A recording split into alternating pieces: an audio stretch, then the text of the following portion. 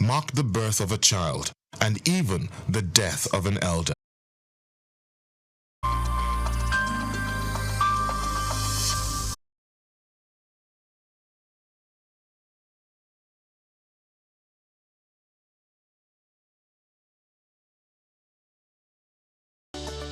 Because my mother was there, but my religious practicing was always done during the holidays at Holy Cross Cathedral.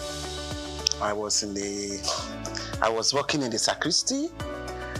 We used to prepare for the Mass on Saturdays, and we sell the news magazine on Sundays in front of the church.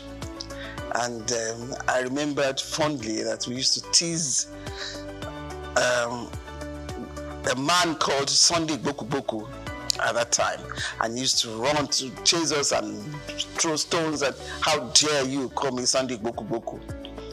Those were fun times. Harvest, Corpus Christi.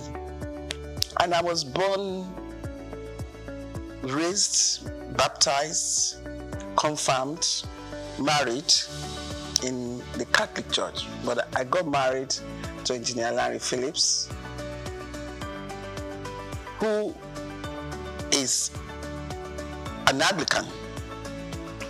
And I believe that in togetherness of family, it's best we all do things together.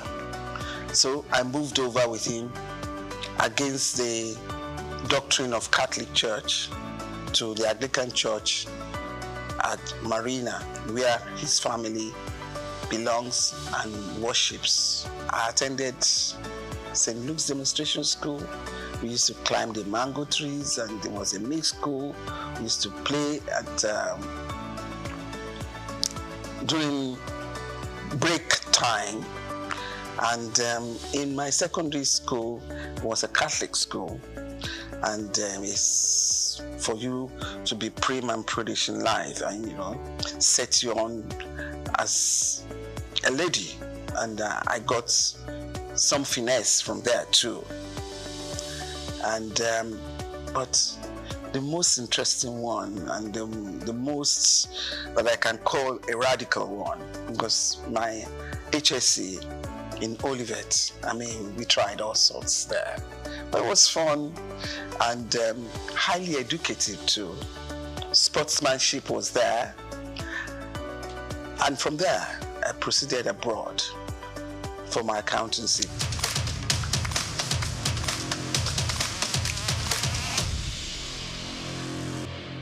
And I was lucky to finish in a record time. And I came back, did my articleship, but married in between. I met my husband abroad, and we came back home, got married in Nigeria. I worked as an accountant with USC, very proud of the drill professionally that I got from USC. It had set me on a discipline for working, and I thank God that I had that opportunity, which still helps me today. Apart from the fact that my educational background sets me to be a diversified person in so many professions. And as an accountant, accountancy is the best of all, is the creme de la creme, and I've been able to fulfill my professional exposure in every species of responsibilities that I had opportunity to take upon me. And from USC, I proceeded to work for the bank. I went to politics. I became a commissioner in Lagos State, served with the present president of Nigeria. And you know how Lagos is. Lagos is like a country to other states. We went through governance. My team, as you can see, I have some of my colleagues in Abuja now. I have Honorable Minister Wali Edun. I have Honorable Minister Dele Alake. I have Honorable Minister Yemi Cardozo, and so forth. And I served in the bank as a director in Keystone. I've been a chairman of so many committees. You can say that again. In different aspects of life. Professional, political, social, and currently I'm now the chairman of SOUQ Insurance PLC.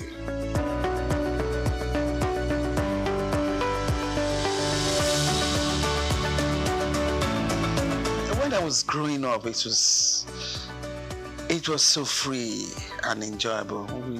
We can take off at 11, 12, escort your friends to Bangboshe here. We go and have the Mosa. We go to the stadium. I remember me in my teenage age, I used to go to Nikon Stadium here. We watch so many matches, and I used to be with those fans, dancing and waving our fans, and bazaars, Easter Mondays, Fela Sports, you name it. It was fun. But Lagos was good for all of us. It was cleaner. It was amazing. Security isn't much to fear, You can just live the way you want. And money and values of life are completely different to what they are today. I was with my grandparents, and we had so many tenants, and we didn't realize they were tenants. We were all playing together, eating together, and we are still like one family today. But the story is not the same again. I wish one can turn around and change it, but we have all given our kids sheltered life for the fear of unknown. And I think the disadvantage is very grievous.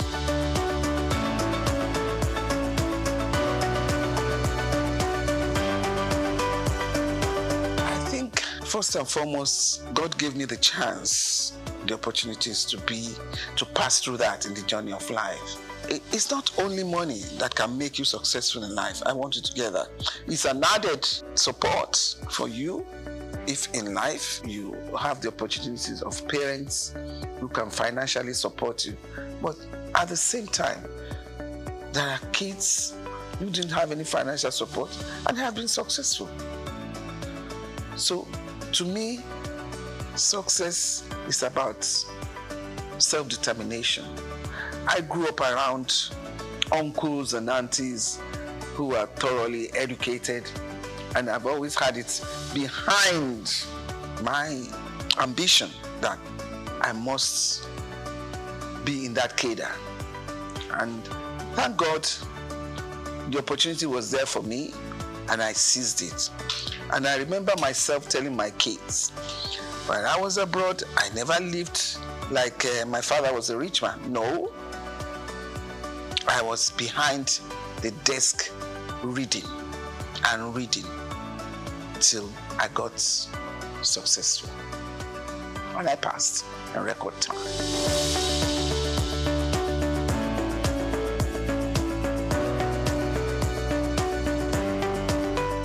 First and foremost, I think I'm a people's person.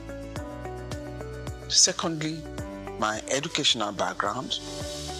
Thirdly, my pedigree. And you can't be a Lagos person and don't have a bit of intelligence about how you can maneuver yourself, even in the midst of challenges. And I can tell you that boardroom politics, especially when you're a woman, is tough. But when you manage those that you sit around with, eventually, when they see that you're there to work, it has no business and basis for any other thing.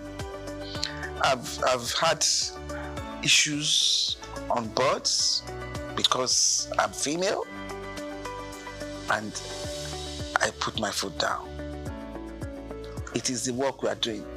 There is no gender sensitivity in this issue.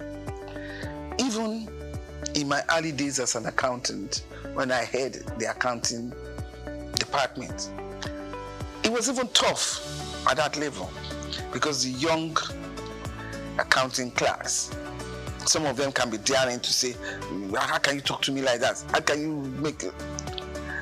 And I'll say, please, what do you mean? We need to get this target work done. So it's the work that is talking. That's nothing to do with whether I'm a man or a woman. So I will like the idea of gender reasonableness to be better played. At least for now, we are not having it at 3 1/3, no. But I guess we are in the region of 20%. And it should be better. You give a woman a chance, she will devote her life to it. But, I mean, when we have 1 or 2 issues from women who have been there, that should not create hurdle or boundary that you say a woman shouldn't cross. No, nobody's perfect in life. And I want to let you know, it's tough for a woman. These men, when it is a woman having a corrective measure to be taken, they do not handle it the way they do for the men. They are in a rush to pack the woman out. You see from what has happened all over the world. So I will still make an appeal that women should be given better chances, better allowances. It's so quick to make a woman a scapegoat, the sacrificial lamb. Let's take it easy. And please, women, when they put you there, make us proud. I should remember the other women coming after me. If I make this trouble now, they turn around and say, this is why we don't give them the chance to get to the top. So you manage the situation, you know? And let us remember that Africa is still very chauvinistic. It's still a man's world here. We are only trying. So just give us, for now, our required 33 1/3% as per Beijing recommendation.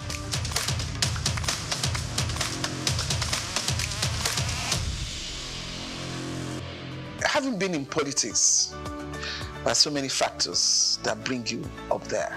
Some sensible, which I would call sensibilities, some sensitive based, which I would call sensitivity, and some as per geographical distribution. If it's not the turn of your section, your district, there's no way they can put you there. But then sometimes it's the turn of your district, the party supremacy decrees that they don't want to use you. What do? You have to show some resilience as a stable character and do whatever you are given very well. Excel. Somehow, one day, you'll be there. Like Martin Luther King. At the end of that tunnel, I can see the light. Someday, somehow, you get there.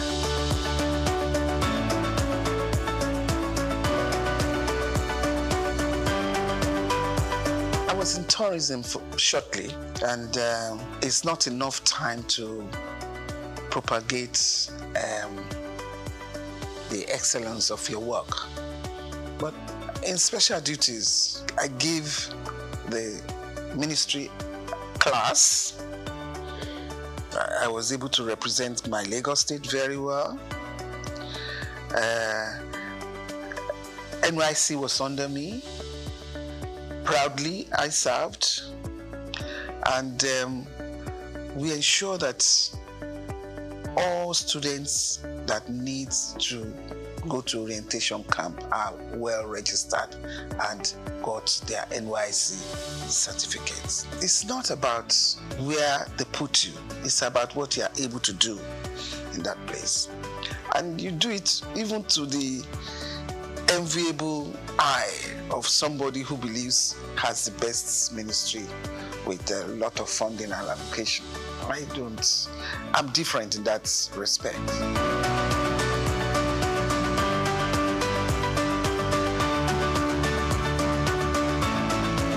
A hard-working man, a man with a lot of sagacity, a man that is very kind, he has human kindness in his heart, a man that is highly focused.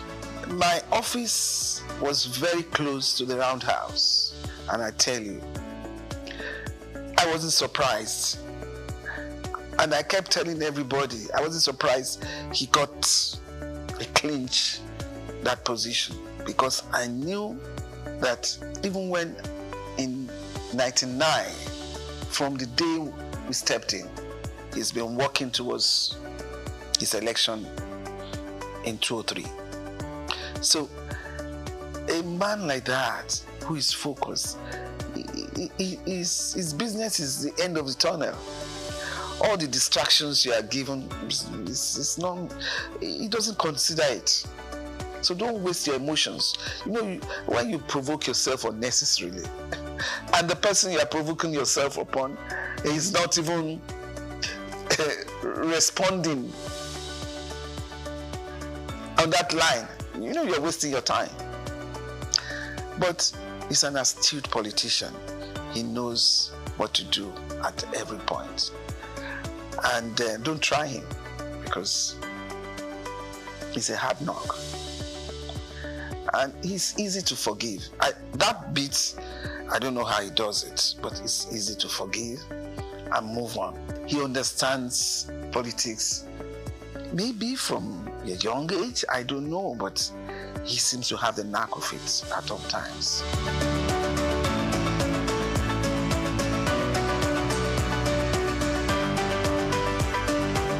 I think that's in the pipeline. I don't have to come here to say that. And even in the insurance company industry that I am now, I'm propagating that, look, you need to take it easy. Is it at these hard times you want to recapitalize the industry and make life harder? Yes, we recapitalize, but not with large gap. You know, the variance should not be too much, because you need to recapitalize so that companies will be solidly based to address financial issues and risk issues that we have in the country today.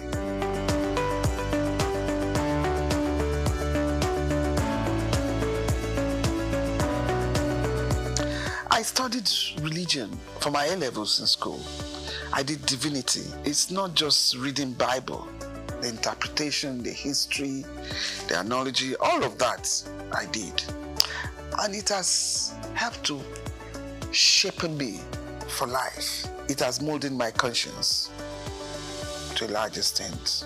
What I see in religion today, if I go back to the way I have studied religion, I will say I'm worried.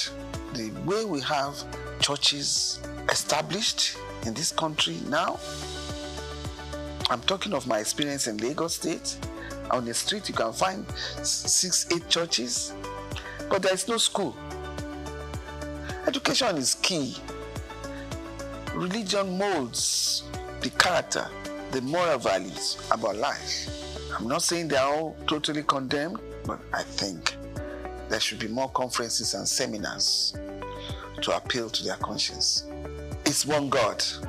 And in Lagos, the families, both Christian and Muslims, and the third religion, which is the native religion, we all interact and live together.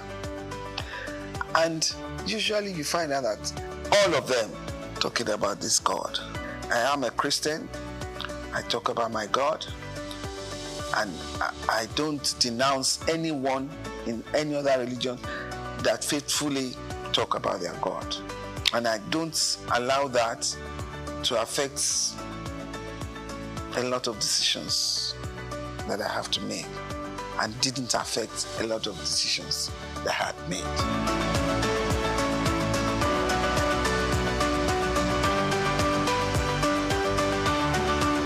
The expectation is too high. We are still a developing country.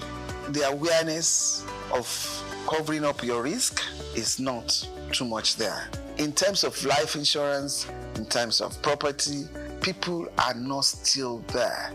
People don't cover themselves well enough. They take unnecessary risk. I'm glad Lagos State Governor is saying everybody must have a health insurance now. That, again, would expand the scope of the insurance business.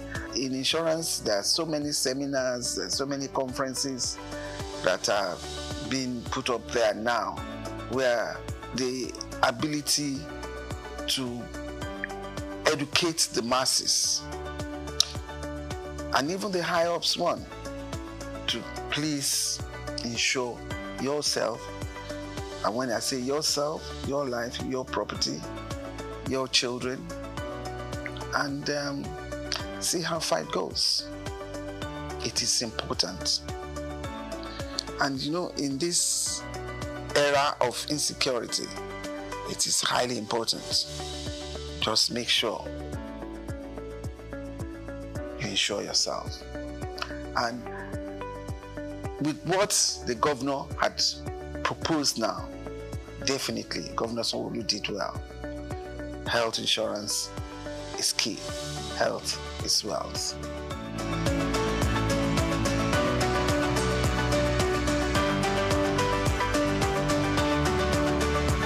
First and foremost, inflation all over the world has gone haywire. So it's not peculiar to Nigeria alone.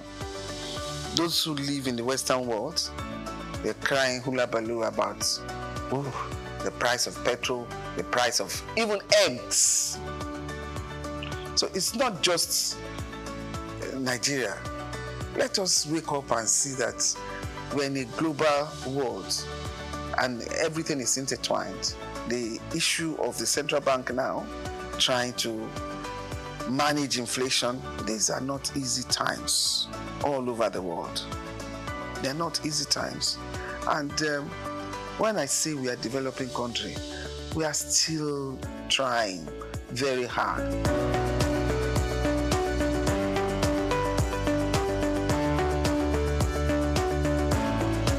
I don't want to say it's sad. It depends on the environment. You know, you can't just bring UAE here into Nigeria. The environment here from inception has not delved too much on tourism. The tourism is just go on holiday and go back. The beaches are there. And even from that to that, they are trying to redevelop along the beach so that tourist activities can happen. And I'm sure they're still on it. You need tourist attraction where you have every aspect of life when tourists come over. But with the problem of infrastructure that we have in the country, you can't do much tourism for now.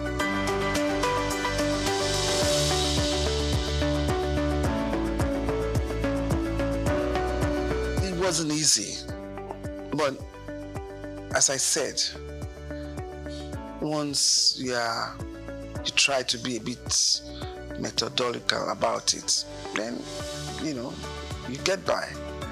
Because from the days I came back from England, starting a family, working in large corporations, they just ensure that the home front solidly settled. And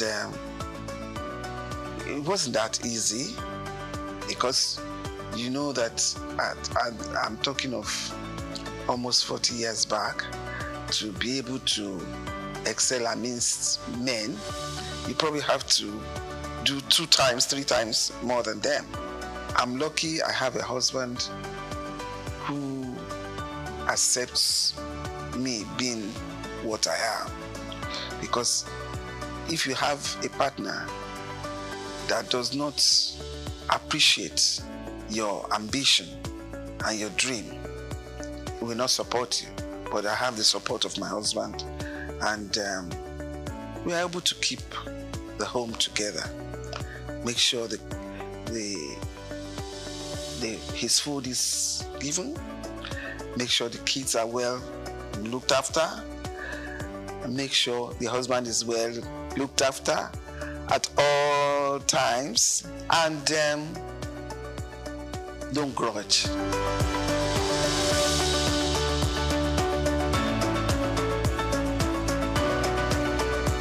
I try to give myself to people in terms of needs.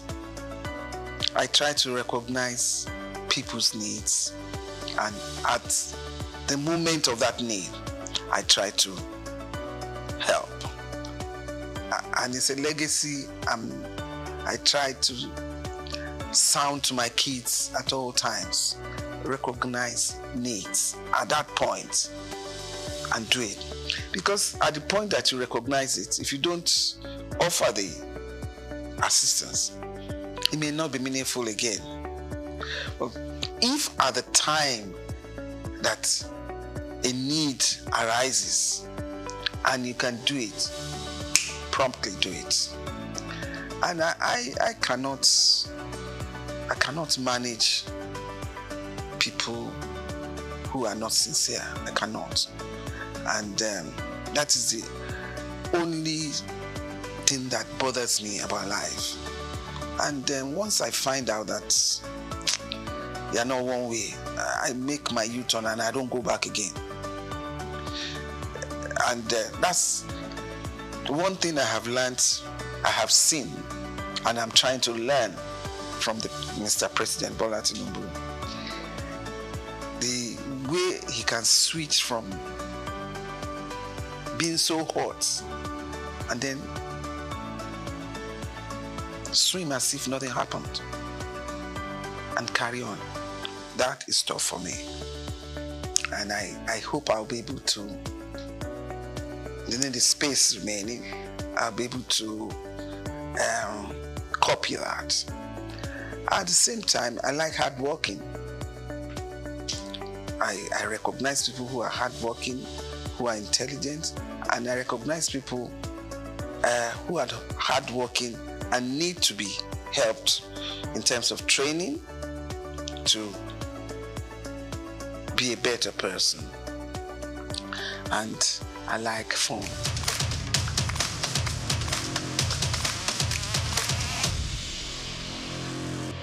Now let me start with that girl child.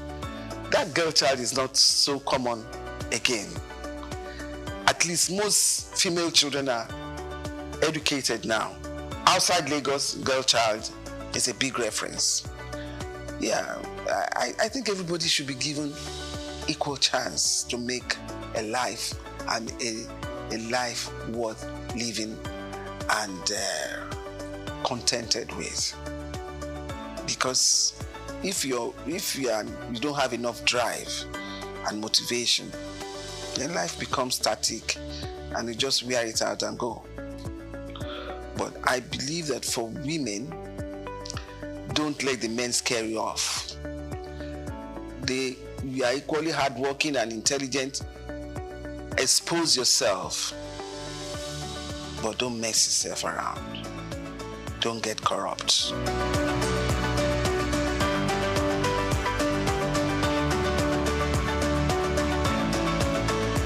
Do unto others as you want others to do unto you. And there's one good prayer. Everybody that knows me, and I always say, my God is a just God. His judgment is always fair. So whoever hurts you, attacks you, leave them to God. He's a fair God. The judgment of God will come. Just move on and pray that in your lifetime, that judgment comes up. My favorite food, I like eba and ewedu. I'm an expert in cooking. I love cooking, and I tell you, I can challenge anybody to come and compete with me. On that level, I score a good card. But I love fresh fish, with ewedu and eba. I'm not too much of an amala fan, and my favorite color is green. Or it's green, but with that green, I love bright colors. Even jewelry, it has to be bright for me, but still worn in a conservative way. As loud as whatever I pick may be, I still give it a conservative umbrella. I love to dance. I'm a good dancer. I love to socialize. I'm a good mixer, but highly disciplined.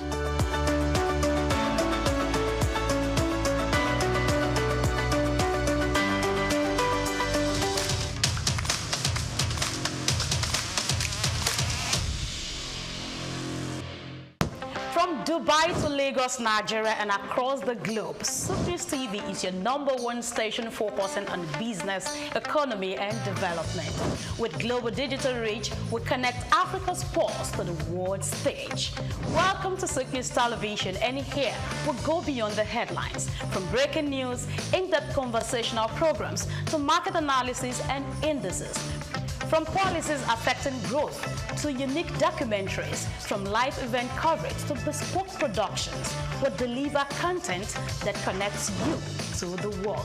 At SOUQ News Television, we provide news surrounding business, economy, and development, infomercials and jingles that stand out, short and long-form documentaries crafted to international standards, independent production spaces with full technical support, special coverage for individual and corporate events, a special form of documentaries through our prestige package, Immortals, where we tell your story the way you'd love it, and business support services tailored for small enterprises. SOUQ News TV, powered by FemWatch Limited, also home to the Isle 95.9 FM Lagos and Kasua 99.7 FM Kano, and Emirate News Television Abuja, together forming Africa's trusted media powerhouse. Storytelling, coverage, and connection that matters. SOUQ News TV, your home for business, economy, and development. At the Africa Development Studies Center, ADSC, we are committed to driving sustainable growth and development across Africa through innovative training and research. Our mission: empowering leaders, policymakers, and professionals with the tools they need to create lasting change. With customized training, dynamic research programs, and study exchanges on leadership, management, and other critical development topics, ADSC offers a platform for exchanging cutting-edge ideas and global best practices. We provide comprehensive services in research and consultancy, capacity building and training, education programs, publishing and knowledge sharing, Our esteemed faculty, composed of seasoned experts and researchers, ensures a learning experience that is insightful and practical. We specialize in policy development, implementation strategies, monitoring, and evaluation. At ADSC, learning is engaging and enjoyable. Our unique methodology includes talks, interactive exercises, games, video screenings, and lively seminar discussions, all in a comfortable and friendly environment. Ready to make an impact? For more information, email us at info@adstudycenter.com or call +234 912 439 2362. Visit us today at www.adstudycenter.com to explore our programs and upcoming events. Africa Development Studies Center, rethinking development for Africa.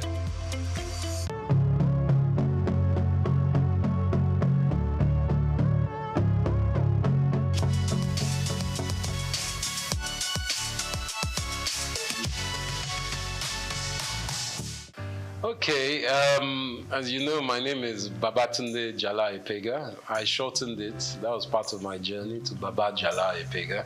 I was born here in Lagos, just a stone throw away from here, in actually Lagos Hospital here. And I was expelled from school. I went to Corona Ikoyi at the age of 6. My teacher, who I found to be quite unjust at the time, made us all stand, and I remember this, even though it's like almost 45 years ago. But I remember standing outside Corona School in the heat with all the students in my class because one boy had done something and no one owned up. So I found that quite unjust that all of us had to suffer. So I picked up a stone and I threw that stone at my headmistress's glass and it broke her window. She told my parents, and my parents weren't very happy, of course, but they realized that I wasn't meant to be in school like that here. So the teacher actually asked me to leave, and my parents took me to England. They said, take this child to England. We can't control this child here. He's a wild fellow. So as soon as I got to England, I went to Tunbridge Wells in Kent. I went to school there, and it was the most cold experience I've ever had in my life. I was 6.5 going to 7, and I went to boarding school at that age. And I think that woke me up in life straight away, that even in comfort, you still have steel. And by that, I mean that everyone would think, oh, you are lucky, you went to England at 6, 7. Well, I was very young. I was put in a dormitory with children from England, from Japan, from Saudi Arabia. We were all very young. There was a lot of crying in the dormitory, 12 boys, 6 on each side. And the room was very cold. I remember the cold. But one other thing I got to learn was rugby. And through my life, rugby and learning to deal with my condition and environment has instilled a strength in me. And as we know in Nigeria, you have a lot of things that happen that are out of your control, but you have to find a way to evolve and adapt. And I think from the age of 6, 7, I was very lucky to have that. I went to the oldest school in the world called King's Canterbury, started by St. Augustine in 598 AD. This was the secondary school I went to. And my life seemed pretty, what they say, gold-leafed at the time. Everyone's like, you enjoy, you're in Nigeria, you're in London. I learned to speak Spanish. Unfortunately, I lost my Yoruba, but I'm trying to get that back. I learned to speak Spanish and French. But at the age of 17, my father had a stroke. And he was working too hard, obviously. And sadly, my mom and dad had split up by that time. So my whole life that seemed so rosy stopped because my father's business partners, all of them somehow took the business and it went away. And from that going away, we were left destitute. My dad was in a coma for 3 months, and my mother, who wasn't working, because my sisters and I have 2 lovely older sisters, Yewande and Gigi, we were still in school. So much so that my last year's school fees were not paid. But one of my uncles kindly paid for my school fees, and my mother had to go to work. She started her own business. She too was a journalist, Mrs. Ibiene Epega, but she started a chauffeur driving company and started using cars to drive people with her staff. So from that age where I thought a university was going to be given, I was left floating in the abyss because we didn't have financials. So for 1 year I had to work in a post office in London, and it was quite an eye-opener for me, but it didn't stop me from adapting. And again, adaptation helped me grow. So from being in a very wealthy family as a young man, coming to the age of 17 to become an adolescent, grown-up, I realized that nothing is given. My father sadly was in a stroke, and when he had that stroke, he became semi-paralyzed. For another 30 years, he was semi-paralyzed. But my mother died quite soon after that time in a car crash on the road to Warri, because my Okrika side and Warri side is where my mom was from, even though my father was Ijebu. So my mother died at the age of when I was 21, which was 20 actually, when I was starting university. And my father was semi-paralyzed. So I became the father of the family, even though my sisters were older and far more intelligent than me. But being the man, I had to take control of a lot of things. And I think that's what really gave me the tenacity to understand that I really need to be someone who doesn't just walk in one field. I need to spread my risk. From my university, I did mathematical economics and Spanish. I was able to go to University, Queen Mary College, London University. And from there I finished. As I said, I worked again. So I worked before I went to uni, and then I worked afterwards. And for me, life is about collaboration, communication, and tenacity. And I think that those were my first 21 years.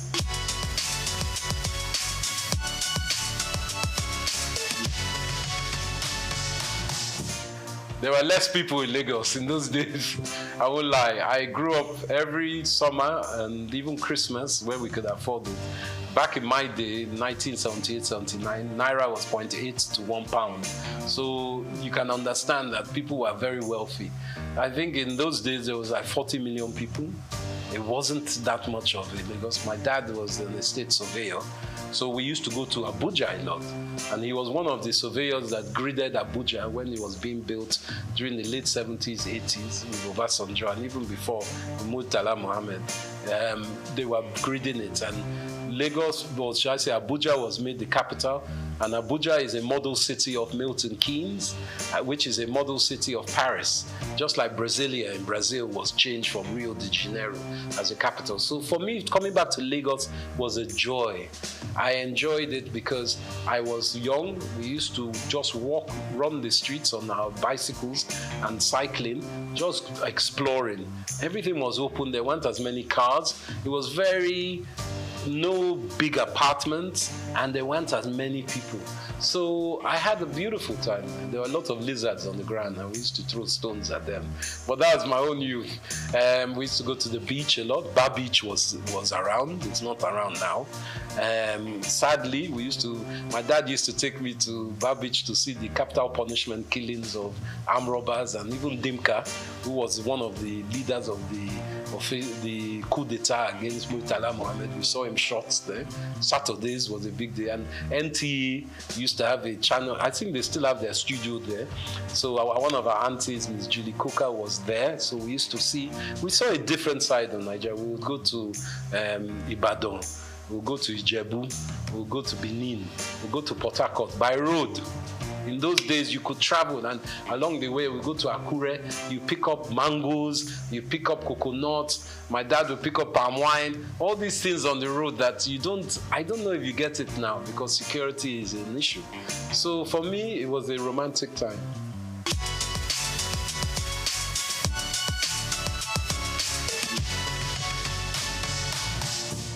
I think fashion, evolving through Nigeria, has started as a siloed industry. By that I mean every individual was doing their own thing, whether they were a seamstress, a tailor, a designer, a stitcher, they were doing their own thing. But we are realizing that with the 200+ million people we have in Nigeria, you can't be an individual alone doing your own thing. So the evolution of fashion that I've seen in my own small way, as someone who's worked in the industry, is that there's more collaboration. The designers are looking for hire specialist artisans to help with their stitching, the styling, and the putting together of clothes and accessories. So I'm also seeing small grassroots shoots, very small at the moment, of the government playing a part in bringing together some kind of foundation so people can articulate their fashion designs to the world, because we have seen it in a lot of music. Obviously, Afrobeat is one of our biggest exports in this country. Obviously, there's oil and all the others, but I'm talking about within this entertainment, luxury, lifestyle industries. So we're trying to learn from that how private sector can play a part to enhance these fashion sector. So now we're seeing a lot of vibrant colors, a lot of styles. Men's fashion is big. It's not just women's fashion. Men's grooming is massive, hair and beauty as well. So men are taking care of ourselves more and more. And accessories. Accessories, I think, is fundamentally the quick fix of fashion, where we can enhance and create jobs and hyper growth in GDP by focusing on this. And this is where I implore the government with, working in mineral resources, our precious metals, semi-precious metals, help those industries to grow.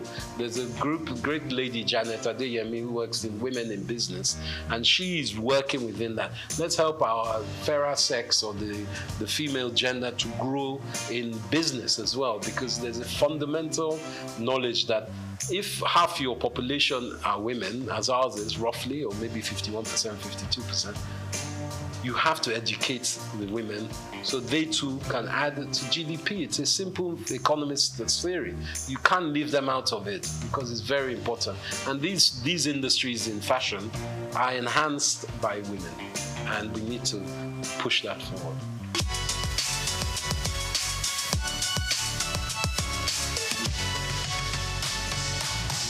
I think the banking system needs to be augmented, and I'm saying this from the government's perspective.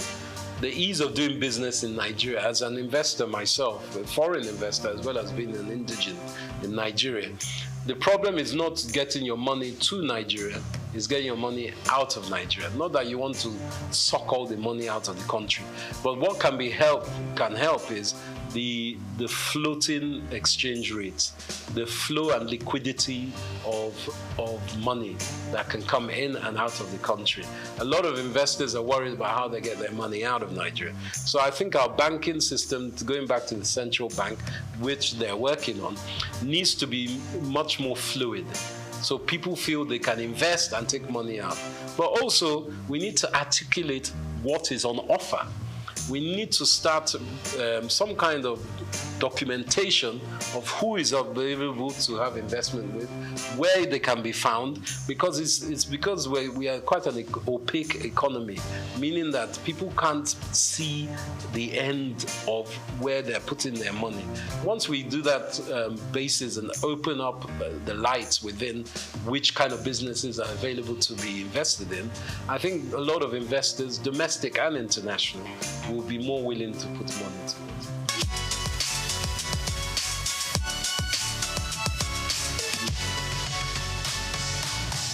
I think content creation for me has been an evolution. I started as an ex-banker, as I said. I used to trade futures and options in Barclays Bank. I was on the Life Exchange, trading bonds, and I found that wasn't my life. I wanted to be more closer to people. Some people can be bankers on the trading desk or trading floor, but not for me. So I started doing events. I was very lucky enough to show that I was quite adept at doing events. So a big company called Richemont, they owned Cartier, Dunhill, Hackett, They were part of British American Tobacco. They took me on to do their events. So I was doing a lot of polo matches, a lot of Christmas parties, a lot of brand activation events in England.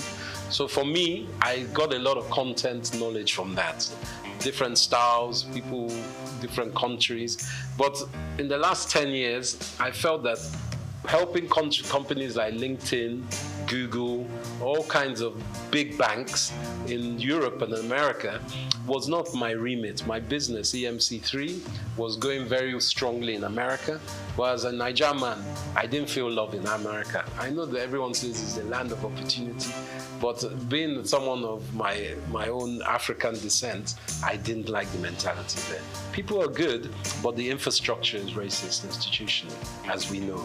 So I felt I wanted to give something back to Nigeria. And with all the 20 years of, at that time, about 17 years of knowledge I'd gained from doing some of the best Grand Prix parties in the world, Formula One, around Monza, Silverstone, Abu Dhabi. I was doing a lot of events. I thought, let me take this back to Nigeria. I didn't have to come back to Nigeria. I wanted to. And I know with all our grievances with Nigeria, if you ask many Africans about Nigeria, they'll say, they look up to us. You guys, you have Chinua Achebe, you have Wole Soyinka, you have Fela Kuti. What's your problem? You have Chimamanda Adichie. What's your problem? So we have to take ownership and say, yeah, we do have all these people. We have Afrobeats, whether it's Burna Boy, Davido, the Venus Bushfires, all these different people that are exported. Let us look inside and say, wow, we do have a lot. So I wanted, as a content creator, to show Nigeria in all the different sectors that we do have a lot. And that's why with the marketing and communications company that I've started, my own company, I felt I could touch so many sectors. And finance, as I mentioned, I work with banks. Also government, Nigerian Investment Promotion Commission, a very great entity. I work in fashion, with brand labels and people across the board. There are great shops like Alara here that also promote African fashion and African business. And did you know even Leventis does a lot of research, Nigerian bottling company, to help this country. And do you know Nigeria was blowing glass 1,000 years, almost 1,000 years before Europe knew glass blowing, and it's been found in Oyo State only recently. So it's very important that architecturally we take ownership of our country. The Nok civilization that has been in the mid to, I think it's above Abuja, near Benue, and even Niger River, above those basins, that has a lot of artifacts and a lot of archaeological excavation potential. But we've allowed that just to linger. People have stolen a lot of our artifacts. Nigeria was known for Benin bronzes. We were the best smelters of iron before people were smelting iron. So these are things we have to take stock of. And me as a content creator, I bring all that information together and I make sure that people acknowledge it and are aware of it. So then that will uplift us all.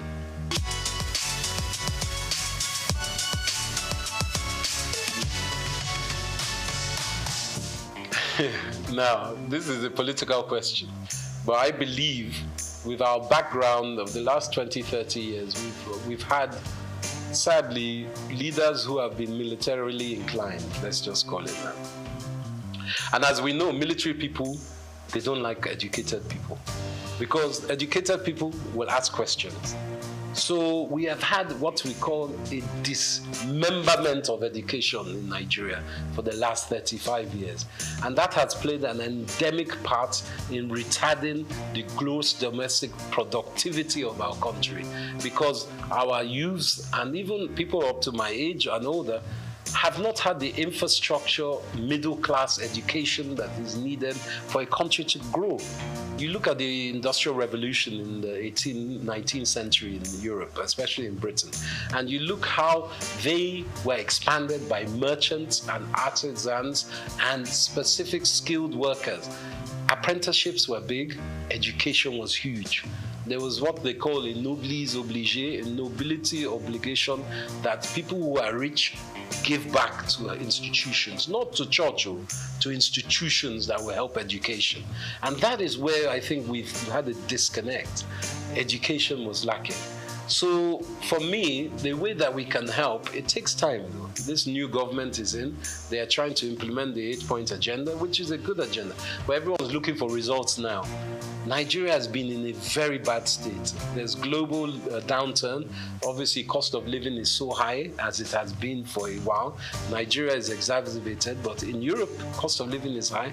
There are some stupid wars going on around the world that has meant oil prices have skyrocketed. And you know, with the rocketing of oil, everything goes up price-wise. So Nigeria needs to reevaluate education and apprenticeship. I believe even in fashion industry especially, apprenticeship is very important. Whether it's weaving, designing, marketing, online, whatever it is, factories, you need apprenticeship. And that's the quick fix of education. But education is fundamental to everything. Education of men and women, or girls and boys, both.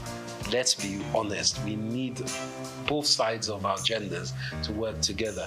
You know, Yoruba, we've always been what we call a dual binary kind of culture. We've always thought of male and female as one, and it's very important. Even in our names, Taiwo and Kehinde, you won't know if it's male or female. So we have to really educate ourselves that we can work together. And I think our women are our future. I can't even emphasize that more. And education is key. But it takes time.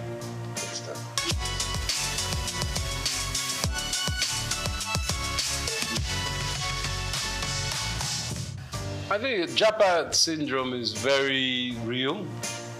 Everyone wants a better life. Let's not lie.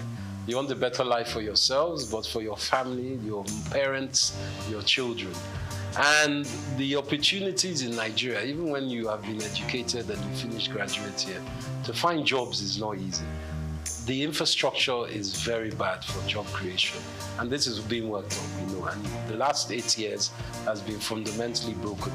But we know this new government is changing that. But specifically, Japa in Canada, they need our brains. You go across the world and you ask any nation, especially America, who are the best educated, the best, integrated, and the most proficient people, Nigerians. So it's not that we are stupid. It's that we don't have the infrastructure at home. And America, Canada, Europe, they're giving us the infrastructure. So getting out of Nigeria is not easy. There are opportunities and policies that allow it, but going across the border to Libya is not the way. You spend $5,000, $4,000, which is almost 4 or 5 million naira, to try and get to Europe, and then you're treated like a dog when you get there. That's not the way. But, you know, there are certain policies that can take you to these countries. And in Britain, for instance, it's not all, the streets aren't paved in gold, but if you earn £1 in Britain, you send that home, that £1 is 1,300 naira. So, and the minimum wage is £14 an hour now in Britain. So you can do the maths of that. So someone who is earning £14 an hour, if they work 10 hours in a day, they've earned over £100, which is 100,000 naira. So the maths, of course, is what makes people want to go there, because even if you are working there, obviously you're paying British rates, so your rent, your cost of utilities, your food and drink, your transport comes into play. It's not cheap there. But the money you send, even if you're only sending £100 a month back to your mom, that's 100,000 naira. So, or 130,000 naira in today's rate. So you can do the maths. That's why people are going. And the security in these countries is, and the education, to be quite frank, is better. But it doesn't mean they are better. We have to build a house, you must thatch the roof from within, so your roof doesn't cave in. And I think that's very important. Not that people shouldn't go home. I mean, go out of the country, but they should always come home as they can. Because we need, you see the Pakistanis doing it, you see the Indians doing it, you see the Arabs, they go home and they build their own countries. It's not good to just japa and live. You have to come home as well.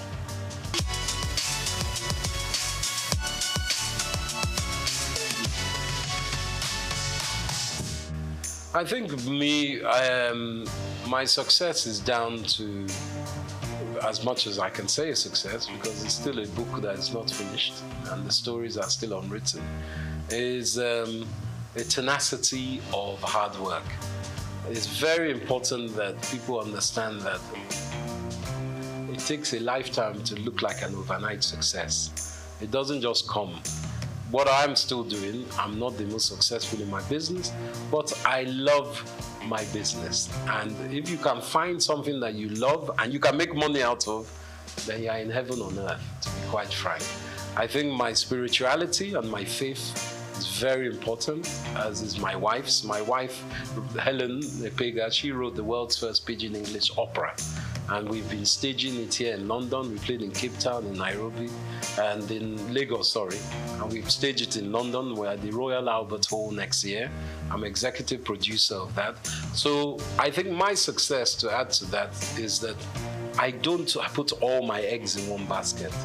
And I work very hard to make sure I research and obtain knowledge of the next thing, or what was the last thing. I'm a historian as well. And I put things in perspective. And I try to add value as I can. But as my momsy used to say, you have 2 ears and 1 mouth for a reason. So I like to listen as well. And from children you can learn, from grandpapa you can learn. So humility is very important. I'm not arrogant with it. And I think that's the most important part. Collaboration, humility, and shared drive. But also knowing that for me, Saturday and Sunday, I'm off. That's my time for the family. I take a break. Sunday, even God rested on the 7th day. Me too, I rest. I'm not 24/7, even though this weekend we have a big fashion event, but that's work.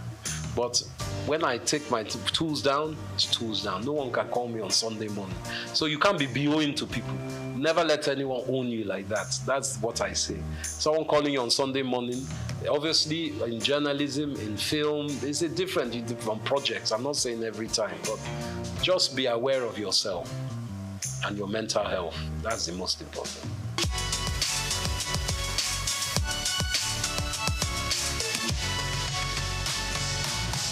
Sure. The world's first Pidgin English opera is a show about a Nigerian fabled people. It's almost like Orisha, but it's not. There are people who are Mami Waters, as well as they are spiritual people. They are the guardians of the galaxy, to use an expression. There is God, the all-faithful God, and the all-knowing God, omniscient, omnipotent. But below that, there are all these almost demigods that look after, let's say, this sector of the universe. And these people are singers. They sing opera. But they sing it with Pidgin English. And you know, Pidgin is a language that is known by most Nigerians, but it's a language that people shun and say, it's a bad language. But they speak Pidgin in Hawaii. They speak Pidgin in China. They speak Pidgin, Old English Cockney is Pidgin. American even is a form of Pidgin because they Yankified English. So what my wife has done, Helen Epega, she's also known as the Venus Bushfires. She's an Afrofuturist musician. She composes songs. So she put together this compilation, which is a Pidgin English opera musical. And it's a show that lasts for about 45 minutes or an hour and a half. It depends if you're doing the short version or long version. So we have tenors, we have sopranos, we have violinists, we have kura player, and my wife plays something called the hang, which is like 2 tortoiseshell steel drums that sound like a harp. And she plays that and she sings. She's the main protagonist in this. And it's a drama about all these people that have come, the many people who are meant to look after the planet, but they lose their voice. So Earth is, because God is angry with them, the Earth, and says these people are rubbish. But the many people say to God, please give them one more chance. They're not that bad. I know they're fighting, there's lots of wars, but give them another chance. So the lead Kanate of these many people has to go to the Venus Bushfire, which is the heavenly celestial place, to bring the voice back, to sing Earth back into harmony. So it's a drama. And it kind of plays on our old cultural awareness in Africa and heritage of Nigeria of there are other beings. And you must have faith in your ancestors as well as in the God and the deities. As we know in Yoruba, I think there are 7 deities. And these are very important cultural awareness that we try to give to children as well.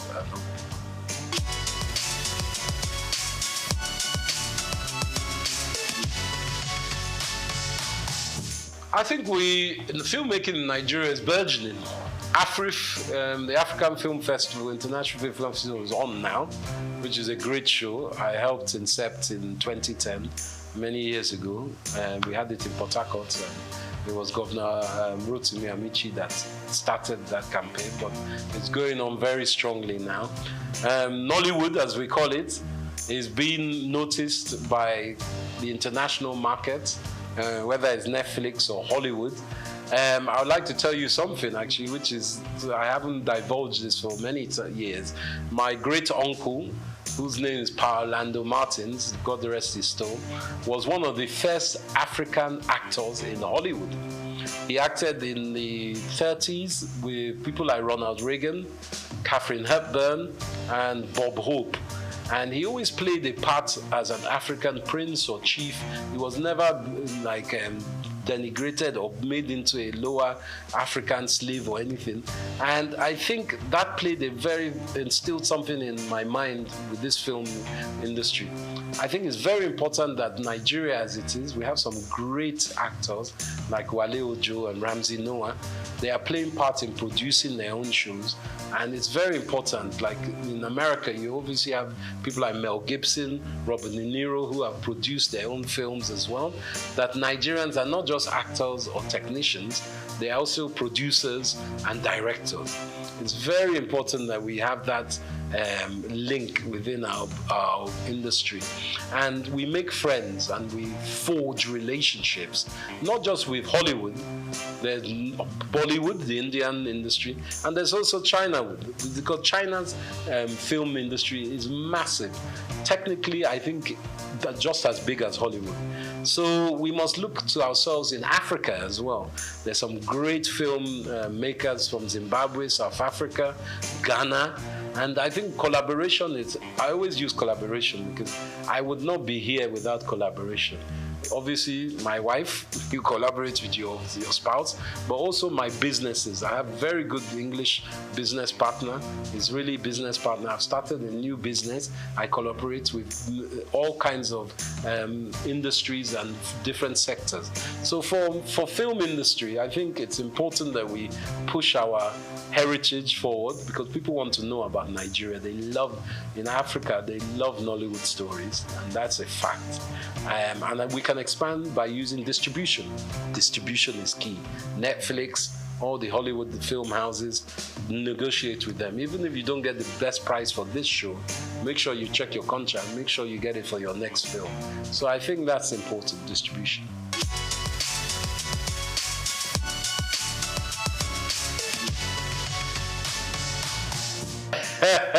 While I'm still alive, that's a very good question. Hope springs eternal with me, and I am optimistic about Nigeria.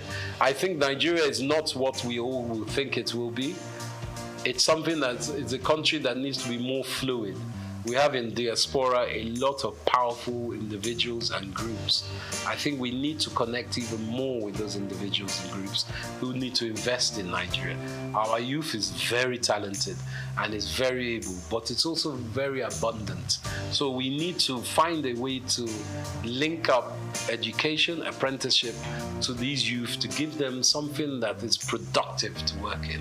And that means expanding your mind as parents. It's not just doctors, lawyers, bankers that we need.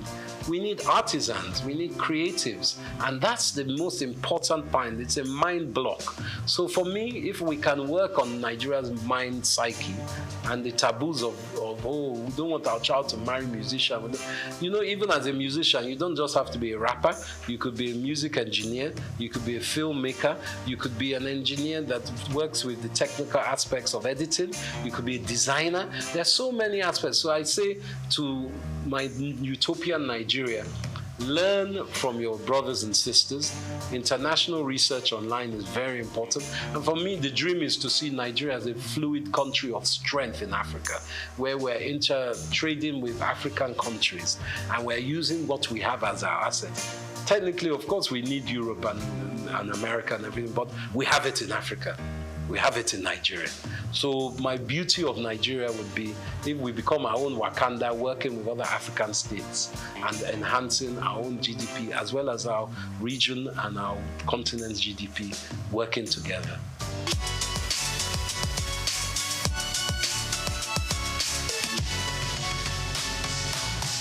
Gosh, my favorite, what's the first one? Food. As you can see, I like my food. I like a mixture actually. I like amala. I like yams. I swallow very well. Whether it's with ogbono soup, that's very good. But also, from my mother's riverside, there's one seafood okra that my mom used to make. And I still strive to find that. I go and find that whenever I go away. In London, you have some nice Nigerian restaurants, and in Lagos, of course, as across Nigeria. But nothing like home cooking. When my wife makes me a nice, I suppose she makes a goosey for me, eba, and that's my staple. My best music, I love Afrobeats, of course, but predominantly, I'm a Fela man. Ebenezer Obey. I like the old styles. And I also like Zaire music. There's high life that comes across Africa. But to be light to say I don't like Jimi Hendrix. I like Jimi Hendrix. He's a guitarist, a Native American, African-American guitarist. I love his kind of music. So those are my mainstays. And Gorillaz and De La Soul are still very great music of mine. Those are my Spotify at the moment. What was the other question? I like wrestling. They used to call it Gidigbo back in the day, Yoruba wrestling. I used to love that. I haven't seen that much lately, but I like Nigerian wrestling. Obviously, we play good football. We're great footballers as well, globally. But you said Nigerian sports. Polo. Nigeria, I like Nigerian polo as well.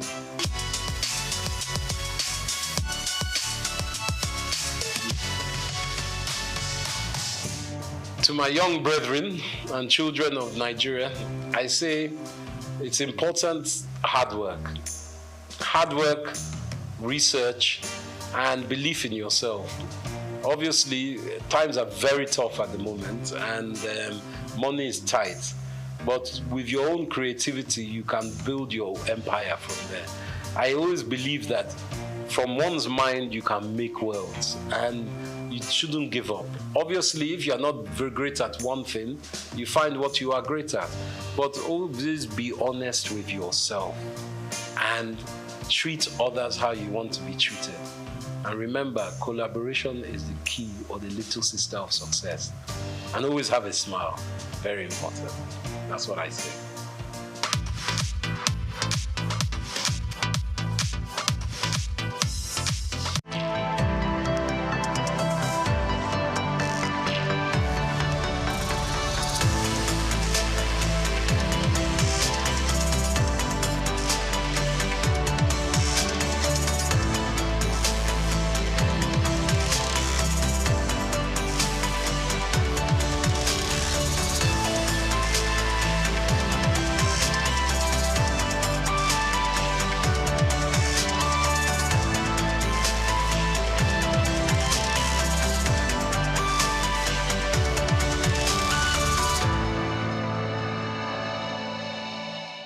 In Nigeria, when you hear technology, innovation, and e-commerce, then you begin to think of the 21st century visionary leaders who have availed us the luxury of connecting with the world without leaving our spaces. Nigeria, alongside some other developing countries, has occupied the tech space, networking and making a brilliant impact around the world, all thanks to people like LSK. I am Grace Komolafe. Join me on the Corporate Maverick as we unveil the journey of a foresighted leader who foresaw the transformation of technology decades ago. The year 2001, known as the third millennium, stands out for some individuals. It was thought like every other regular year to some people, as they expressed the excitement that comes with experiencing a new millennium. While many carry on with the feeling of entering the 21st century, some visionary individuals saw it as a strategic period to bet their thought-provoking plans and business goals. Among these visionary leaders and innovators is Leo Stan Eke, founder of SOUQ Technology, bringing this tech-oriented company to life in 2001. How much do you know about this tech and business-driven giant? Who is Leo Stan Eke?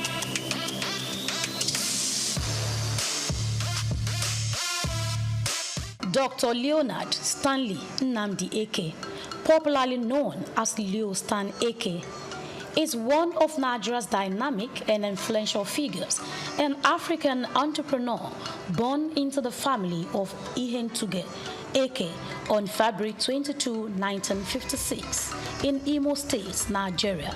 His mom, a dietitian, and dad, a nurse.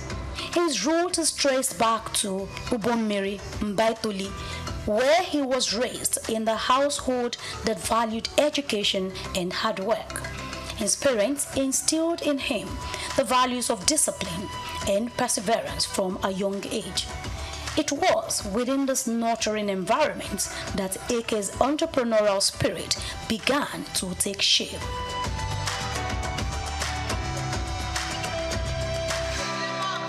Like many visionaries, Dr. Eke's journey to success was paved with academic excellence.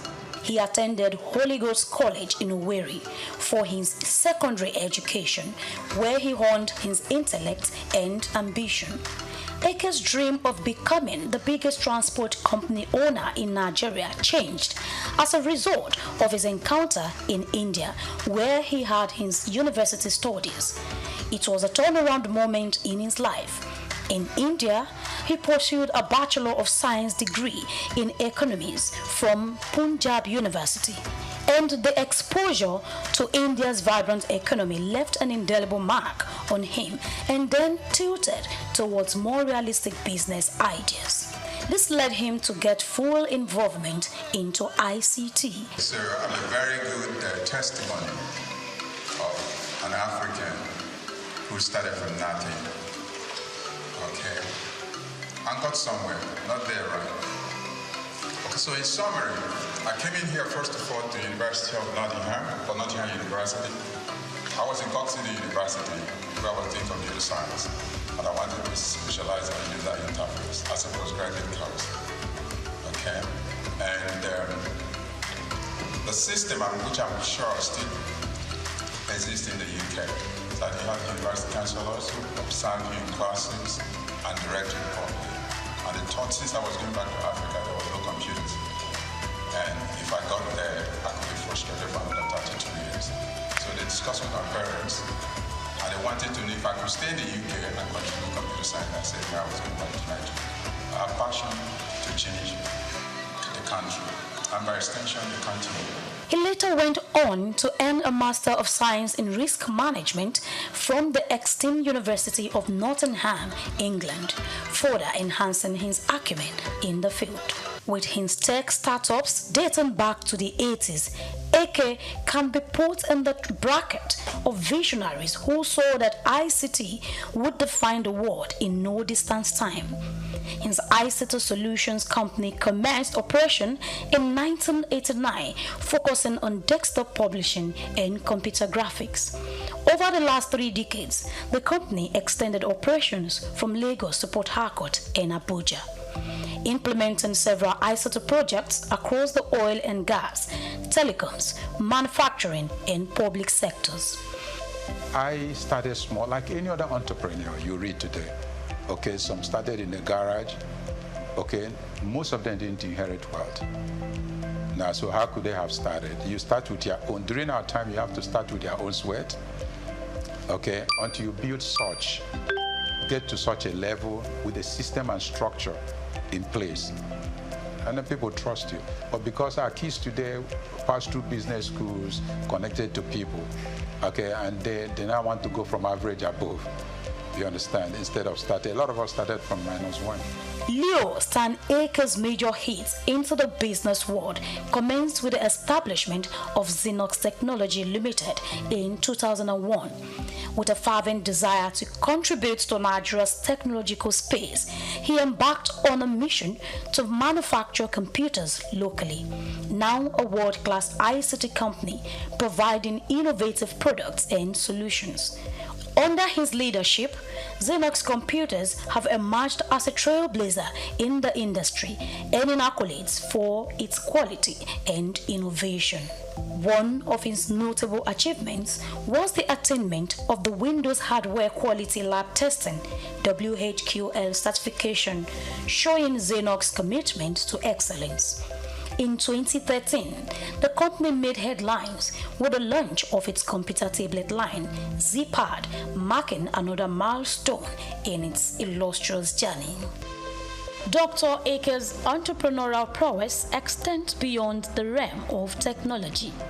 In 2018, his company SOUQ made waves with the acquisition of Konga.com, a leading e-commerce platform in Nigeria. This landmark deal underscored Akers' strategic vision and his unwavering dedication to driving innovation in diverse sectors. Konga.com was founded by Sim Shagaya in July 2012 as a third-party online marketplace. 99% of its shares were acquired by SOUQ in February 2018. 3 months later, Konga merged with SOUQ's retail outfit Udala to form the biggest e-commerce company in Africa, retaining the brand name Konga.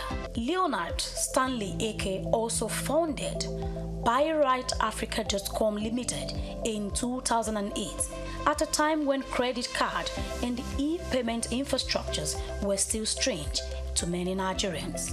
He did this to resolve funding issues for ICT projects and companies.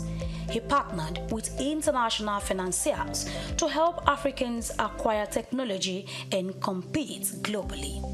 Some other of his establishments are Technology Distribution Limited, Tax Direct Limited, and iTech Solutions.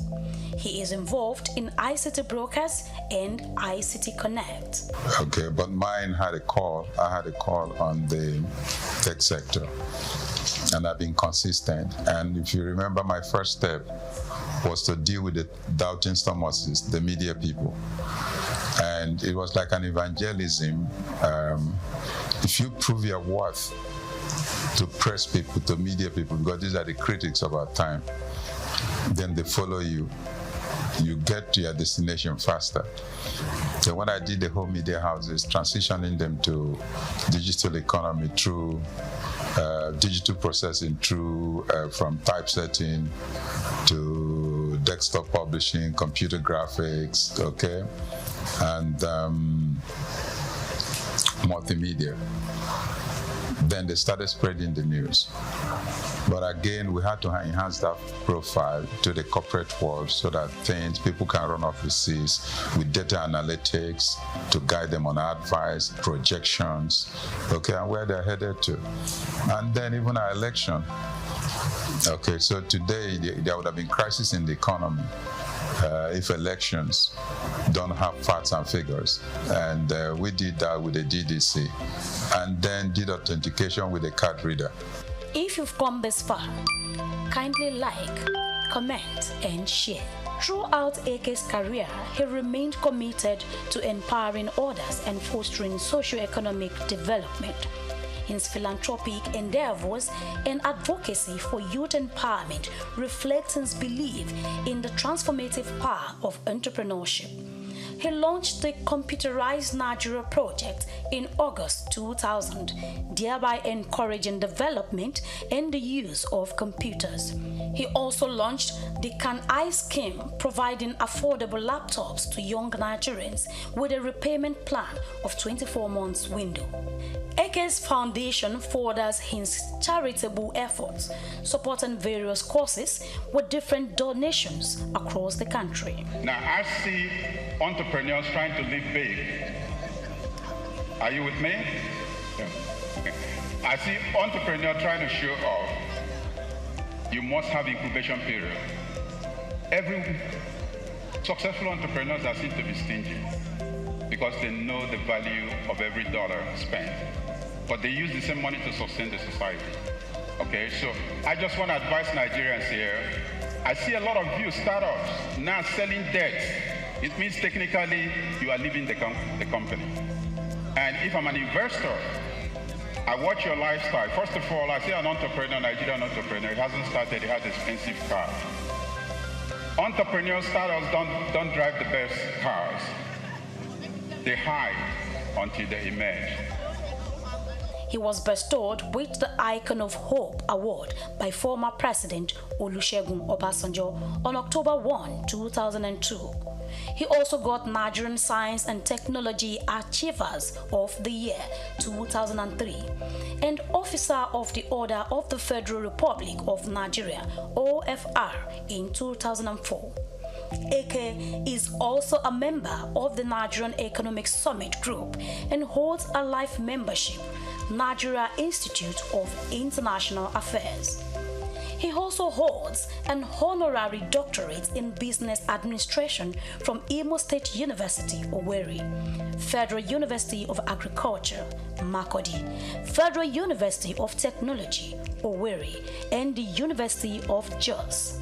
He is a fellow of the Lagos State Polytechnic, Lagos, Federal Polytechnic, Ida, and Federal Polytechnic, Nekede, Imo State. Leadership is big crisis in the third world. Big subject to discuss. I don't have a complete answer, but as an entrepreneur, I can create platforms for you to decide who should be your leader.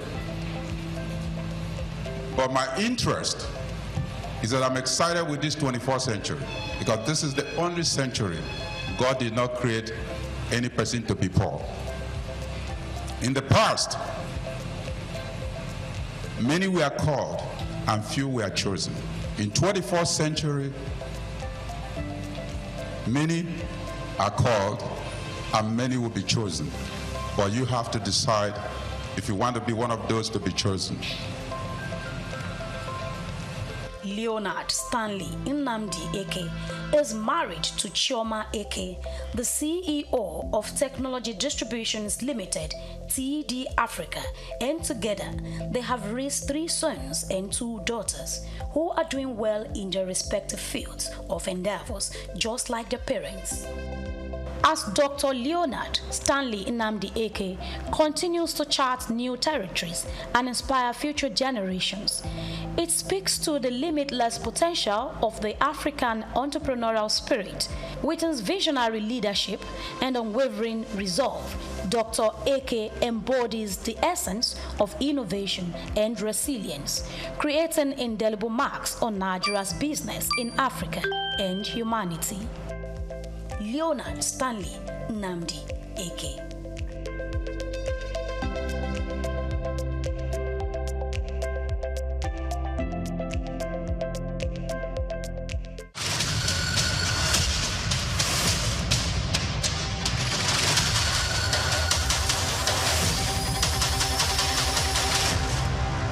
My name is Shino Ogbadegeshin. I'm the CEO of Gozi Micro Insurance. Continue to watch SOUQ News. Adenike Adeyemi, Executive Director of Faith Foundation. Keep watching SOUQ News. My name is Shepherd Michael Adewale Onofuye. I enjoy you all to always watch SOUQ News TV. Hey everyone, Majuli Obaje here representing Gigi. Keep watching SOUQ News, okay? Stay updated with SOUQ News. My name is Harton Kene. I am the head of MSME Banking. Please keep watching SOUQ News and stay glued to SOUQ News. I recommend that more and more people should watch SOUQ News because they deal with business news. Hi, my name is Amaka Wokolo. I am the director of the Faith Institute at Faith Foundation. Keep watching SOUQ News.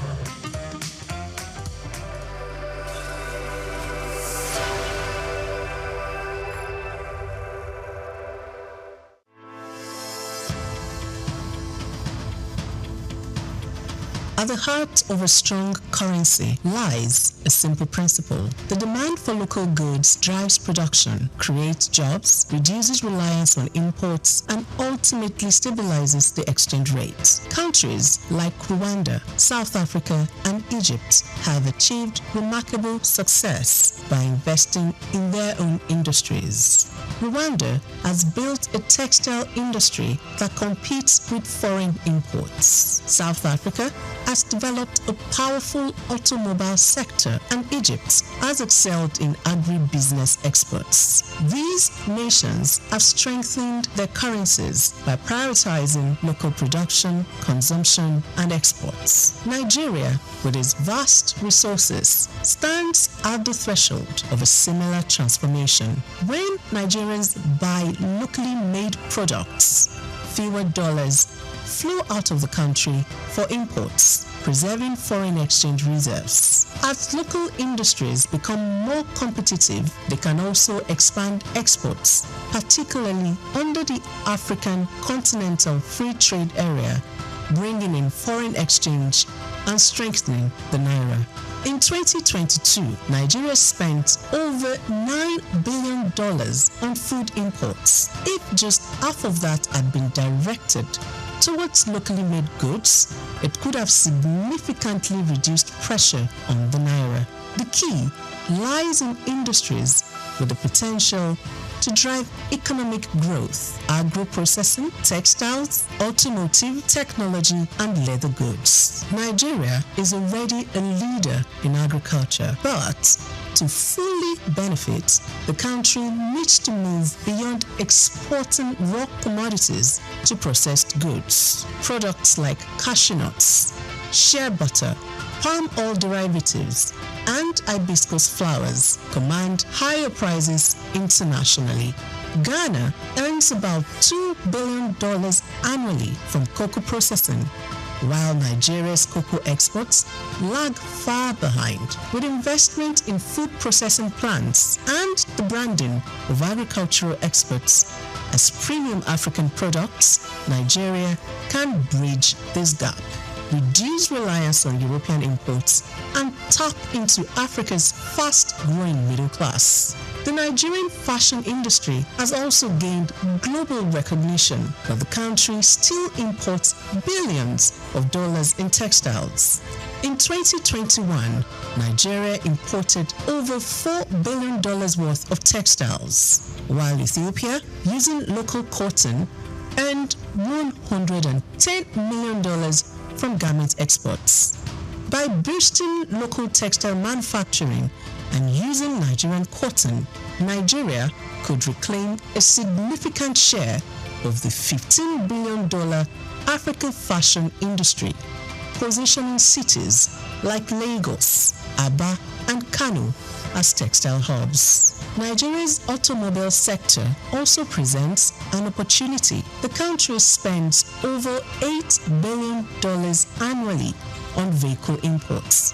In contrast, South Africa's automotive sector contributes over $12 billion to its GDP and employs more than 100,000 people. By implementing policies that support local vehicle assembly and production, Nigeria can reduce import dependency, create jobs, and become the region's automobile hub. Nigeria's tech ecosystem, home to fintech giants like Flutterwave and Paystack, is already Africa's largest. If Nigerians prioritize homegrown software solutions, the country can reduce capital flight and strengthen its tech industry, making Nigeria a global player in technology. The leather industry, particularly in Kano, also holds significant potential.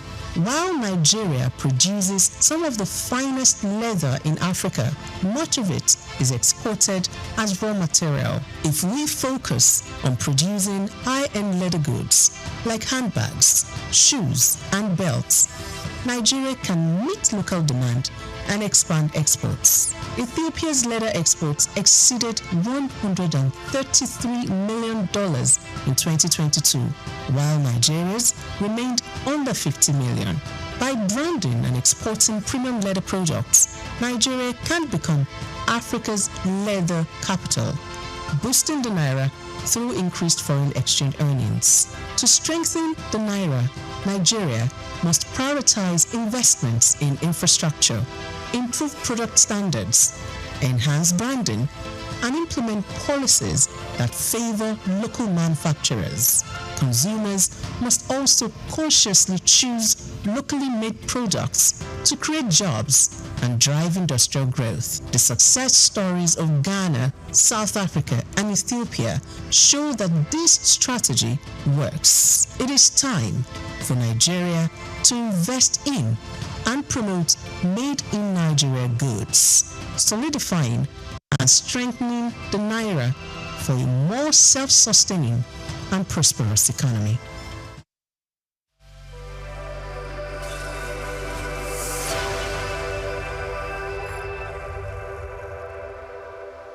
From Dubai to Lagos, Nigeria, and across the globe, SOUQ News TV is your #1 station focusing on business, economy, and development. With global digital reach, we connect Africa's pulse to the world stage. Welcome to SOUQ News Television, and here we go beyond the headlines. From breaking news, in-depth conversational programs, to market analysis and indices. From policies affecting growth to unique documentaries, from live event coverage to bespoke productions, we deliver content that connects you to the world. At SOUQ News Television, we provide news surrounding business, economy, and development, infomercials and jingles that stand out, short and long-form documentaries crafted to international standards, independent production spaces with full technical support, special coverage for individual and corporate events, a special form of documentaries through our prestige package, Immortals, where we tell your story the way you'd love it, and business support services tailored for small enterprises. SOUQ News TV, powered by FemWatch Limited, also home to the Isle 95.9 FM Lagos and Kasua 99.7 FM Kano, and Emirate News Television Abuja, together forming Africa's trusted media powerhouse. Storytelling, coverage, and connection that matters. SOUQ News TV, your home for business, economy, and development.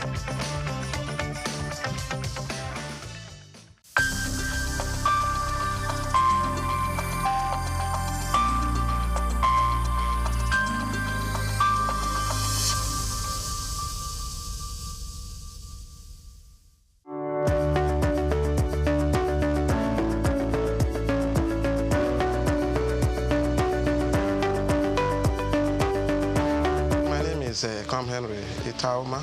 I'm from Akwa Ibom State, Eke local government precisely. My primary school at Akwa Ibom Church Primary School, so young Eket, where I grew up in the early 70s. I moved into government secondary school at Eket. I finished my school set in 1981. It was a jolly good experience. Before I moved over to Lagos, where I did my higher school, Federal School of Art and Science, Victoria Island, and from where I took my JAM, then I got admission to study English and literary studies in the great University of Calabar. Growing up was fun, education was fun, we enjoyed the bits of life all we went through there, from primary to secondary school. the dormitory lives, my friends, my colleagues.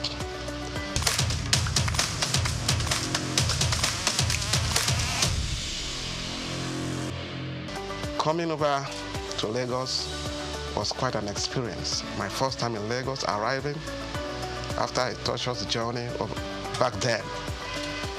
Went over to VI, studied along with some blue chip children, Federal School of Art and Science then, as it was called, just where you have the law school now.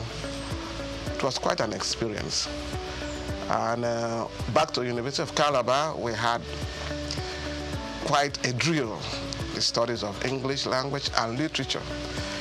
I happen to have specialized in literature, where we did a thorough work on all the spheres of literature, the landscape of literature. We almost exhausted it with key professors and lecturers. Talking about Afro-American literature, Caribbean literature, South African literature, Russian literature, literature of social protests. Then we come back to African literature, where we explored the whole landscape. African literature, African drama, African prose, and storytelling, folk tales, and trickster stories. It was a huge experience that changed my life. And coming over here, finished our youth service, did my youth service in Imo State then. We had respect as corporate. We were well treated. And came over back to Lagos, looking for work in Lagos, 1988, 89. We started a magazine in Lagos here. We call it the Hits magazine. It was tailored after the Right On magazine. It was a music magazine. We started that stuff in Lagos here, and then we couldn't sustain it because of the finances. Luckily for me, I was able to run, got a job with the bank, and then I started a marketing aspect for the bank. From the bank, the merchant bank, when the bank went under, I decided to go solo. That brought me to the book industry.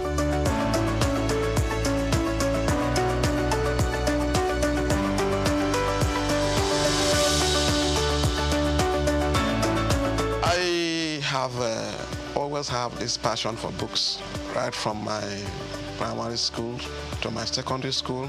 My mom was a teacher, a successful teacher. We were encouraged to read books. We used to hide ourselves in the libraries, my local government libraries. So when I got admitted to the University of Calabar, all our long vacations, we were always found in the library. Of course, there was no GSM then. The library was our contact space, where we go to the libraries to get information about when the school is going to resume, because apart from news, radio and all that, you may not know when the school is going to resume. But when you meet with your friends, you know, in the library there, we meet with some other undergraduates, Uniben, SOUQ, Ife, some of our friends who were studying there, who came home for long vacations. We interact with them, and before you know it, we hear, you people are going to resume this, that, and that's how my passion for books get strengthened. When we resume schools, we exchange novels. We look for novels to read. We look for African writers series. We look for Headley Chase. We look for exotic books. We started collecting books. When we finished reading, we shared the books to our friends. We talked about the books, and from there we were able to explore the world.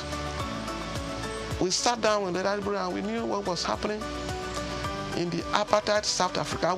I did so much about the history of South Africa. I read about the Zulu aftermath. I read about the Mau Mau Wars, the challenge of colonialism, the pro-colonial times. I had a good teacher who taught me history in the secondary school, Miss Tooten. He did a yeoman's job. He led us through the whole spectrum of West African history. West African history by Adekunle Aromolaran. We talked about the Oyo Empire, Songhai Empire, Timbuktu, the Great Mali Empire. You know, all these things stir up our curiosities. And since then, we never departed from books. We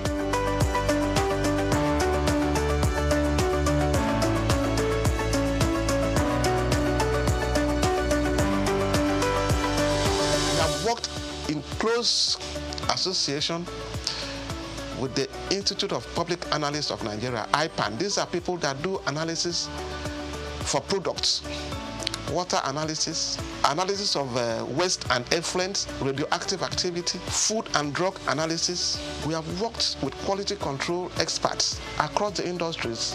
We have worked with establishments where they do root crop research. We have worked with the pharmaceutical research industries, medical research bodies, malaria research establishments, cancer research establishment. These people look for us for specialized information in the management of special disease and treatment. Treatment in oncology. People in the area of traditional medicine, alternative medicine, natural medicine. They look for it. We are partnering with the Nigerian Institute of Science and Technology, Institute of Natural Medicine in Victoria Island, to work with them in the area of the development of herbal medicines in Nigeria. We have books we partner with them to promote. You see, medicinal plants from eastern Nigeria, medicinal plants from the northeast, medicinal plants from the southwest, medicinal plants from the south-south.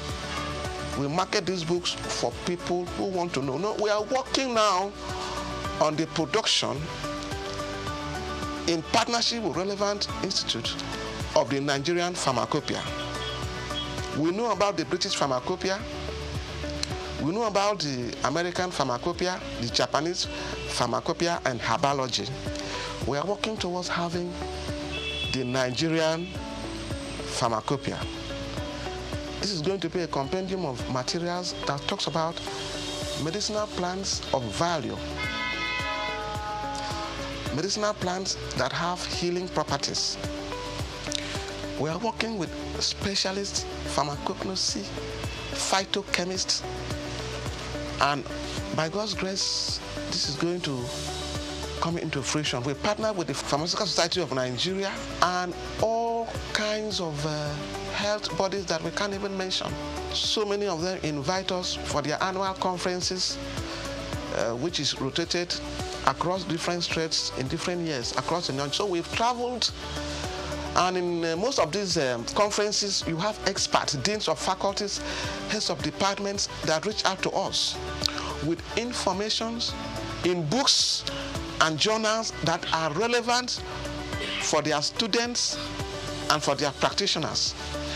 We don't only market reference books and textbooks in all fields of study, all fields of human endeavor. We also market relevant journals, research journals, peer-reviewed journals in sociology, in psychology, in law, research journals in oncology, in public health, community medicine, in nursing, research journals in nutrition and dietetics,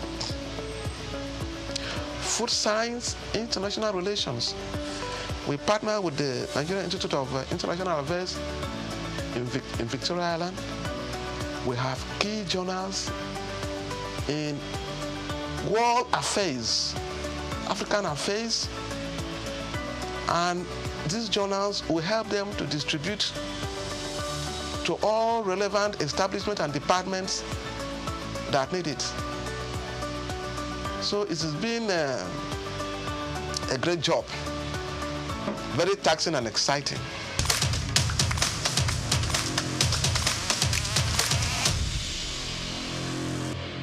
Each book added a new spectrum of learning and knowledge for us. When we got into literature and poetry, we explore a whole lot. When we went into American history, the black history, we read about the nation of Islam. We read about Elijah Muhammad. We knew the struggle they had to go through, racism and all that stuff. And it really inspired us to see what we can do to add value to knowledge. And it has brought us this far. So it's been passion, not really born out of the money and whatever. Of course, when you have value to present, you'll be appreciated in many ways. We have had sundry appreciations from establishments, from institutes across West Africa and beyond. You know, we partner with international publishers all over the world to source cutting-edge materials for our clients. We take pains to go through a lot of materials that come in here. Whether there are new materials or whether there are new, we believe that when you are doing research, there is what is called cross-cultural research. You start from the past and then come to the present. Research in any field, what happened before, where we were before and where we are now, and then we look forward.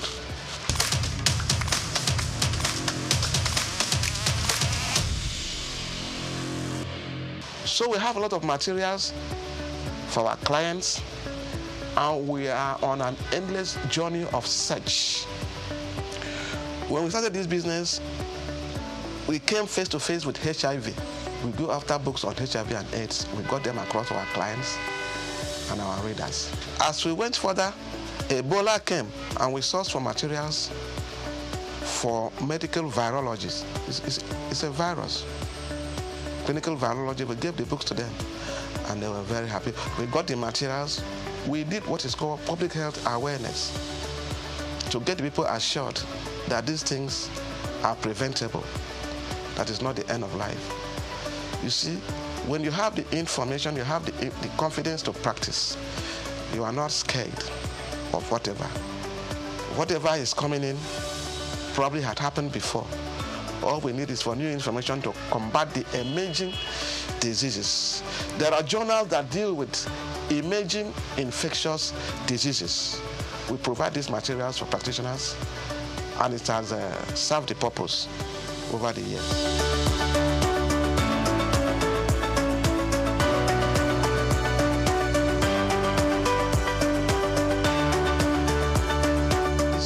Of my success has been the impartation of specialist knowledge, tertiary knowledge for professionals. You know, education and learning is a lifelong journey. People talk about continuous professional development. For instance, in the media world and the real estate world, we have partnered with people who are doing media studies, you know, the print media, the electronic media, mass communication as a whole. We have provided a lot of materials for them. So now we have specialists in the media, we have special editors, screenwriters, short story writers, photojournalists, you know, and we provide them these materials. In the real estate world, we have attended conferences of real estate practitioners, providing cutting-edge materials for them in real estate developments, information technology, property development, property law. All these materials assist them in the practice of real estate. We have gone far more. We work with people, the QS, quantity surveyors, town planners, environmental managers, people who do environmental audits, environmental impact assessment, you know, space planning. We work with them, you know. And these materials we get from all across the world. If you are practicing in this area and you need materials to improve your services and the value you are creating, you will need us. We have a whole list of experts in different fields that reach us when they have challenges, when they have need for special information to solve specific problems. They reach out to us. They call, yeah, a bookman, all range. We need books in this area. For instance, we had the former Minister of Health, that great woman, Gonja Iwala. She will always call us, look, all range, we need books on international economics. And we used to give her books on international economics. And many other experts like that. We have books for people who are doing radioactive interventions, people who are doing environmental management, people who are doing analysis, food analysts, all over the spectrum. We provide books for them. Food engineering, we give them books on food, contaminants, food additives. These are not books to just go to anywhere and get. We have been able to interface with them, Nigerian Institute of Food Science and Technology.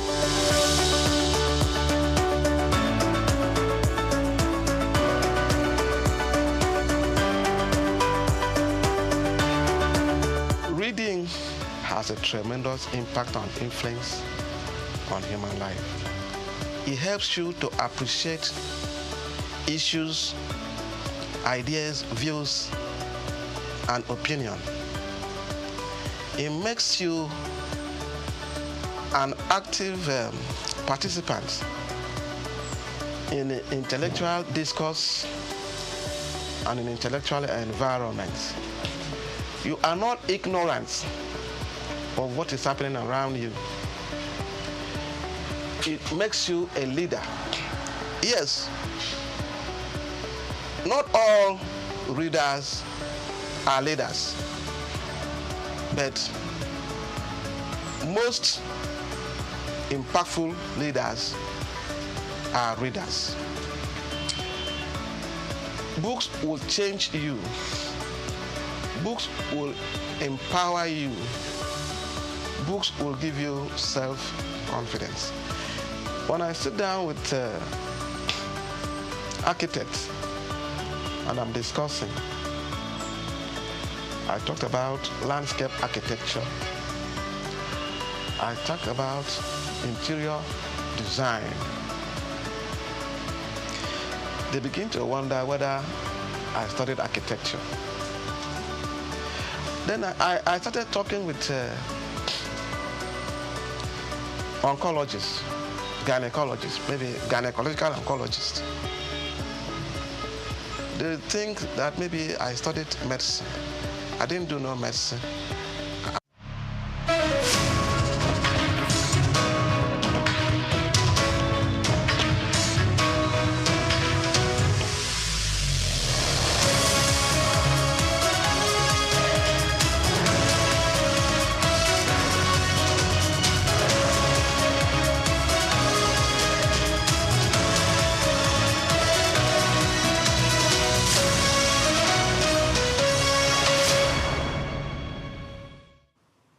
Hello and welcome to World News on SOUQ News Television, reaching you live from our studios in Lagos. I am Olumide Shokoya.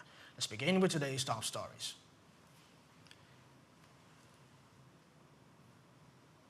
President Bola Tinubu approves 2.8 trillion naira payments to power generation companies for verified electricity subsidy liabilities dating back to 2010.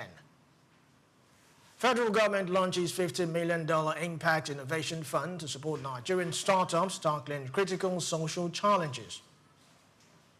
Uganda plans to link its new railway to Tanzania's network, creating alternative export corridor for minerals, including gold, copper, and iron ore. While European Commission postpones launch of policy prioritizing European-made industrial parts and product by a week due to geographic dispute. And in sport news, Super Eagles forward Ademola Lookman matches Luis Suarez Atletico Madrid goal record, scoring 4th goal since joining club last month. We'll bring you details in a moment. Stay tuned.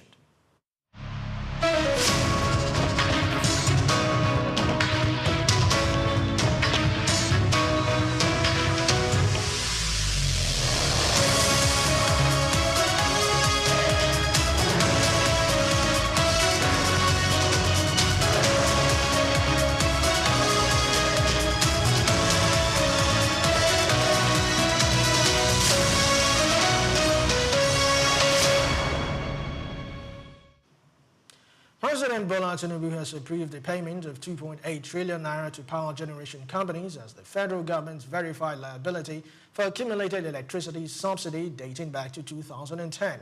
Highly placed officials in the presidency and federal ministry of power said the president rejected the 6 trillion naira claim submitted by the operators, insisting that he would not authorize payment beyond audited figure. The decision follows negotiations over outstanding subsidy arrears owed to generation companies, with the government maintaining that only validated claims will be settled. Officials say the move aims to balance fiscal discipline with efforts to stabilize Nigeria's power sector. The federal government has announced plans to allocate up to 5% of Nigeria's gross domestic product, GDP, to industrial financing using public-private partnerships to scale production, boost export, and create jobs. The plan is outlined in the Nigeria Industry Policy NIP 2025, released by the Federal Ministry of Industry, Trade and Investment. Now, according to the policy document, the strategy aims to reposition the economy towards mass production, improve export competitiveness, and deliver sustainable employment growth.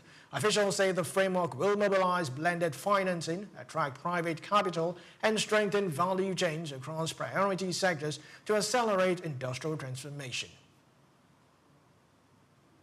Foreign investment into Nigeria's production and manufacturing sector fell by 54.11% in the first 9 months of 2025, despite 131.96% surge in overall capital importation.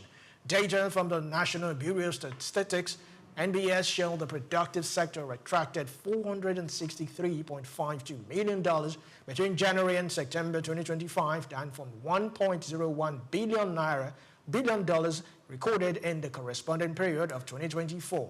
Now, the sharp decline highlights weakening investor appetite for real sector activity, even as broader capital inflow rise. Analysts say the divergence raises concerns about the quality and sustainability of foreign investment entering the economy. Now, fresh questions, concerns, and uncertainty have deepened the oil and gas agencies affected in the wake of President Bola Tinubu's new executive order directing immediate reallocation of oil and gas revenues to the Federation account for onward distribution among the 3 tiers of government.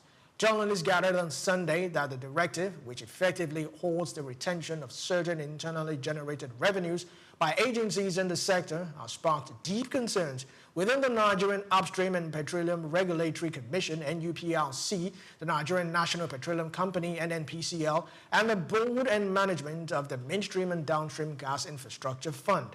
Now, the uncertainty, according to the industry operators and experts, centers on the absence of a clearly defined alternative funding model for the NUPRC to meet its statutory obligations following the reallocation of oil and gas royalties to the Federation account.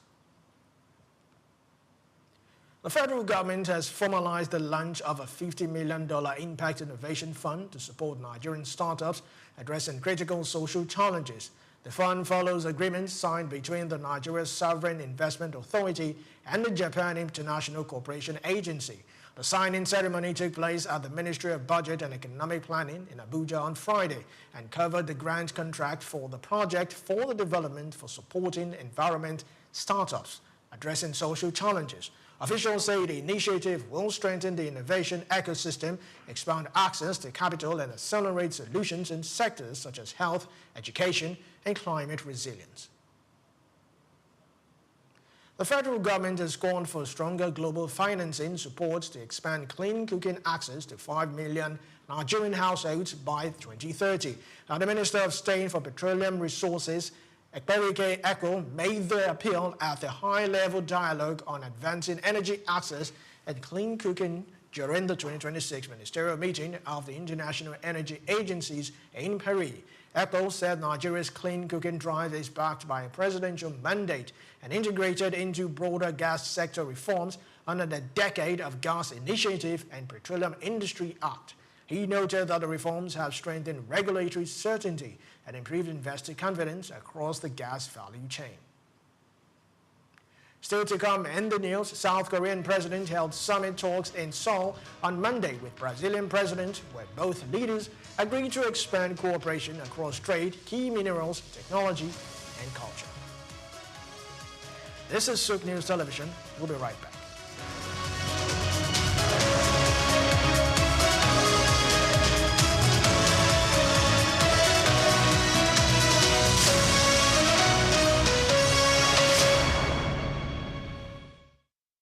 Tafawa Balewa Square, TBS.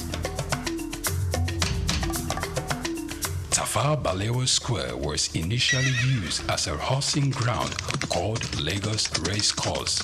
The edifice was constructed by General Yakubu Gowon in 1972 and named after Nigeria's first Prime Minister, Sir Tafawa Balewa. Tafawa Balewa Square is located at 45/57 Marcy Bangboshe Street on Lagos Island, Lagos, and referred to as TBS. TBS is a 50,000-seater capacity venue and houses the Remembrance Arcade, the 26-story Independence House, which at a time was the country's tallest building. When Lagos served as the country's seat of government, the National Assembly Complex was within the TBS. Also in the square are the National Broadcasting Commission Office, the Nigerian Hydrological Services Agency Office, shopping centers, travel agencies, restaurants, car parking lots, and a bus terminal. Tafawa Balewa Square is adorned with beautiful statues of white horses and red eagles, symbols of strength and dignity. Our historic neighbors include the King's College and the Holy Cross Cathedral. Tafawa Balewa Square hosted some of the country's memorable events, such as the Independence Day in 1960, when Nigeria gained independence from Britain, the Armed Forces Remembrance Day, which is celebrated annually on January 15. The edifice is a national cultural asset. Tafawa Balewa Square, SOUQ Enlightenment.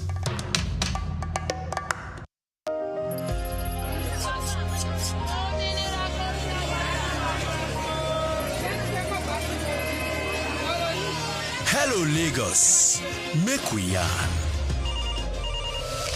Hello, boy, if this POS matter, don't pass your boy. Person go swipe, alert no enter. Before you know it, jump. Wait, wetin really happen? They use fake alert, the warriors. Okay, so wanna listen, If you dey do POS business, no expose your alert. Hello, Ogbefi. They don't walk Gaba Road where they worry for our local government for years. This one sweet me, I no lie you. Because you know what, development with the work, it deserve loudspeaker. Now why we dey here be that? For here, we know the abuse, we dey bring solution. My name, it is Ikechukwu Uyemike, aka Ogbefi Ishegwari. Make we yarn every weekday from 10 a.m. go to 12 o'clock on Top the Eye 95.9 FM. The National Theatre, Igomu, built during the military regime of Olusegun Obasanjo and finished in the time for the Second World Festival of Black Arts and Culture, FESTAC, in 1977. The theater holds amazing treasures and memories. The artworks fill everyone with pride.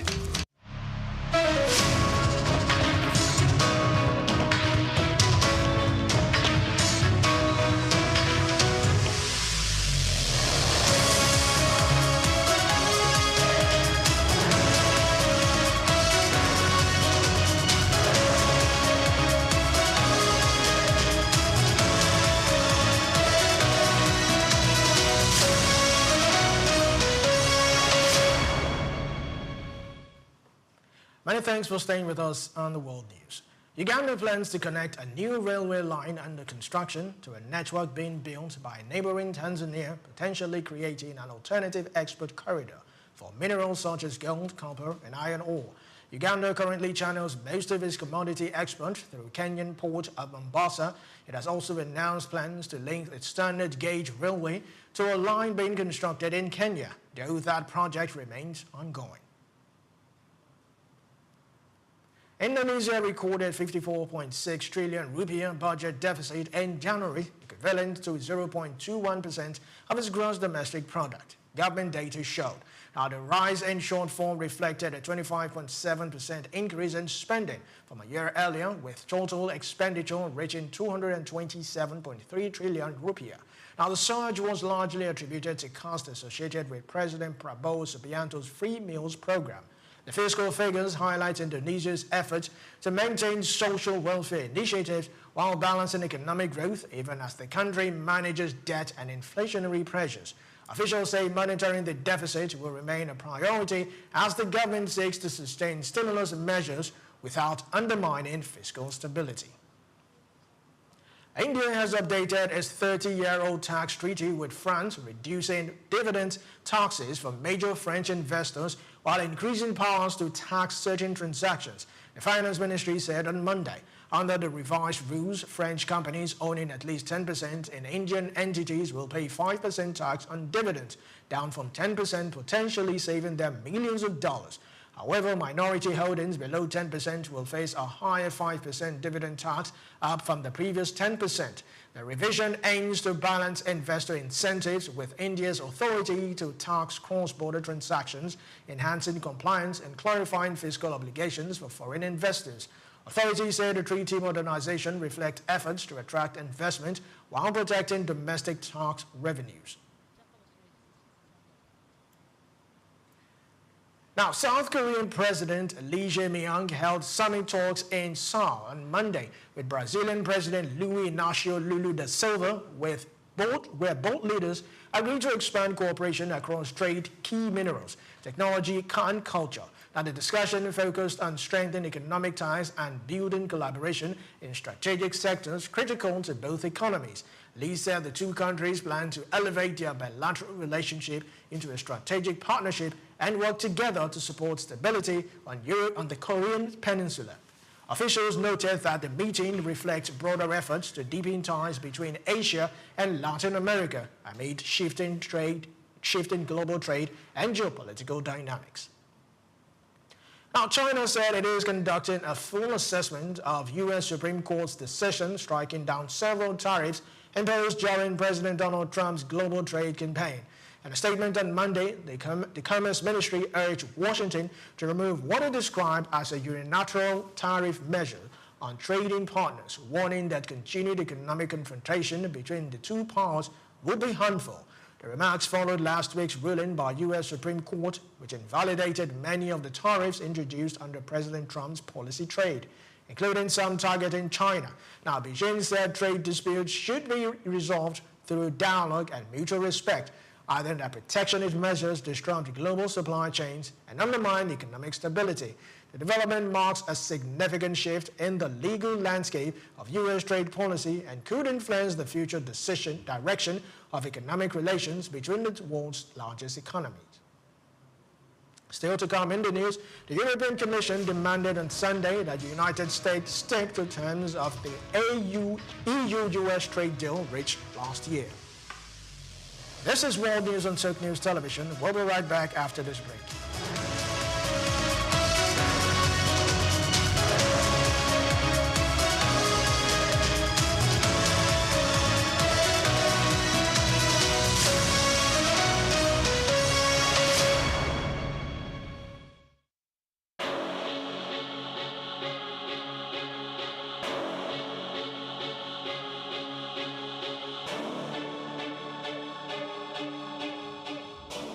Musk is a visionary entrepreneur leading innovative ventures in technology, space exploration, electric vehicles, and renewable energy. Musk was born on June 28, 1971 to a South African engineer and his mother, a Canadian model and nutritionist in Pretoria, South Africa. His talents for computers and entrepreneurship emerged early, and at age 12, he created and sold a video game. Musk studied physics and economics at Queen's University and the University of Pennsylvania. In 1995, Musk founded Zip2, sold to Compaq for $307 million. He also co-founded X.com, which became PayPal, acquired by eBay for $1.5 million in 2002. Driven by a vision for humanity's multiplanetary future, Musk founded SpaceX in 2002, developing affordable rockets to support International Space Station mission and NASA's Artemis program. He became a major investor in Tesla 2004, launching electric vehicles like Roadster, Model X, and Model 3. Tesla unveiled the Cybertruck, beginning deliveries in 2023. Musk acquired X, formerly known as Twitter, in 2022, aiming to enhance future and transparency. Musk has at least 12 children from multiple relationships, including Justin Wilson, Tallulah Riley, Grimes, and Siobhan Zilis. Through SpaceX, Tesla, and other ventures, Musk shapes technology and innovation globally, and his influence extends beyond business into politics and culture.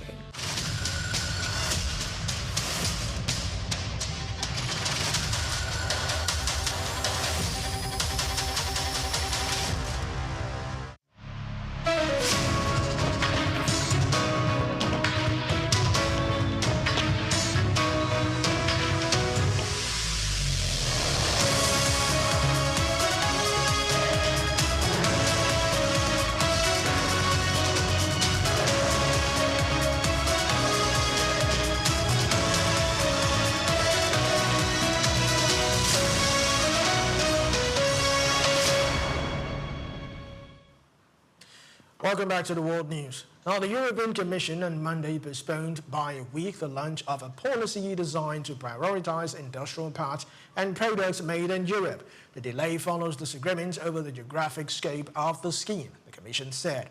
The measures, originally scheduled for Thursday, aim to set minimum thresholds for locally produced components and projects funded with public money across strategic sectors, including batteries, solar and wind energy, and nuclear power.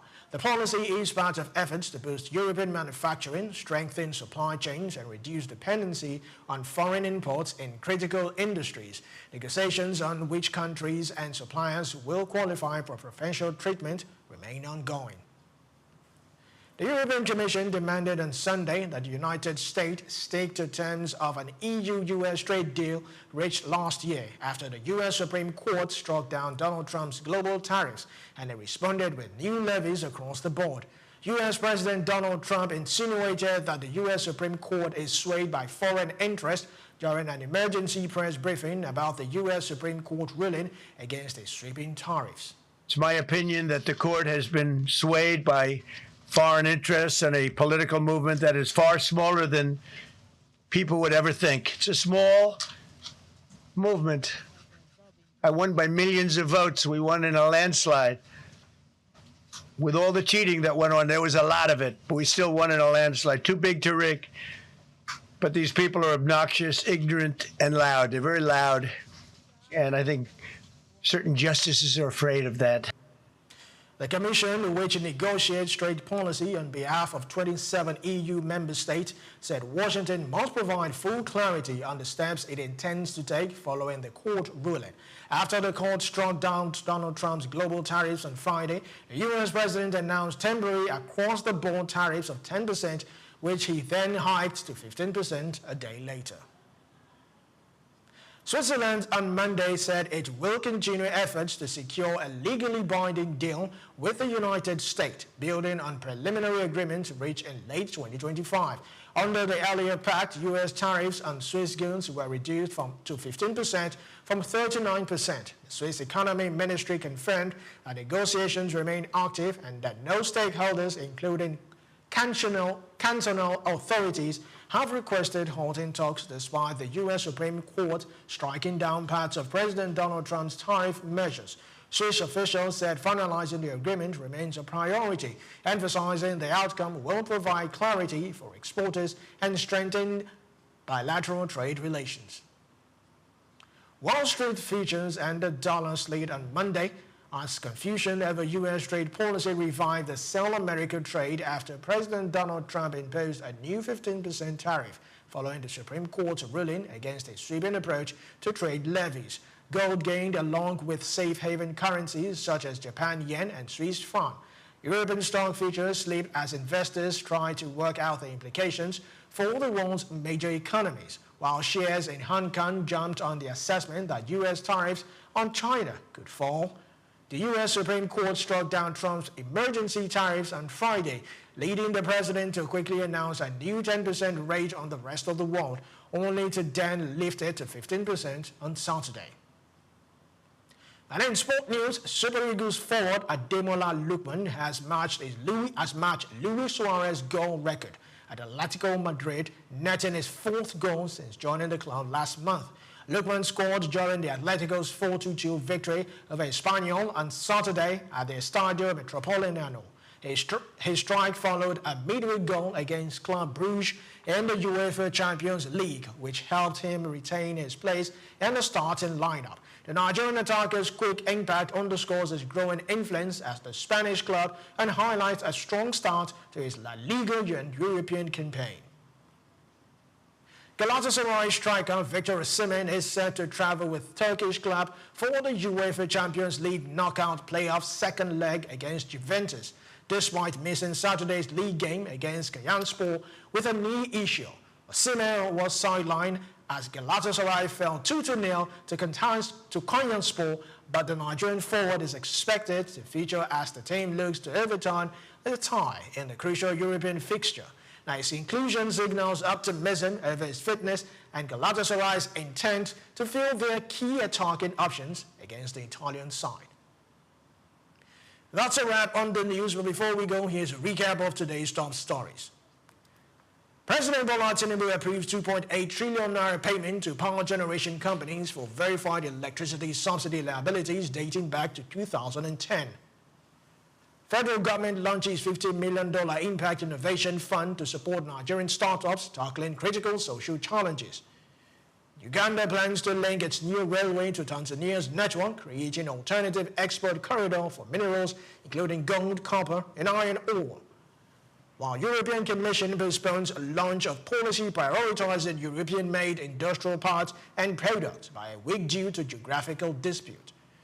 And in sport news, Super Eagles forward Ademola Lookman matches Luis Suarez's Atletico Madrid goal record, scoring 4th goal since joining the club last month.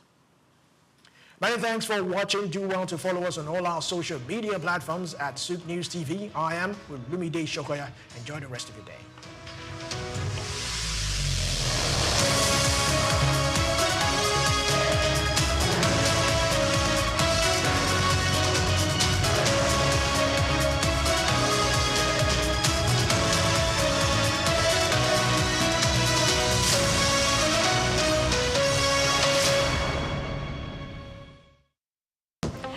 Dubai to Lagos, Nigeria, and across the globe, SOUQ News TV is your #1 station focusing on business, economy, and development. With global digital reach, we connect Africa's pulse to the world stage. Welcome to SOUQ News Television, and here we go beyond the headlines, from breaking news, in-depth conversational programs, to market analysis and indices. From policies affecting growth to unique documentaries, from live event coverage to bespoke productions, we deliver content that connects you to the world. At SOUQ News Television, we provide news surrounding business, economy, and development, infomercials and jingles that stand out, short and long-form documentaries crafted to international standards, independent production spaces with full technical support, special coverage for individual and corporate events, a special form of documentaries through our prestige package, Immortals, where we tell your story the way you'd love it, and business support services tailored for small enterprises. SOUQ News TV, powered by FemWatch Limited, also home to the Isle 95.9 FM Lagos and Kasua 99.7 FM Kano, and Emirate News Television Abuja, together forming Africa's trusted media powerhouse. Storytelling, coverage and connection that matters. SOUQ News TV, your home for business, economy, and development.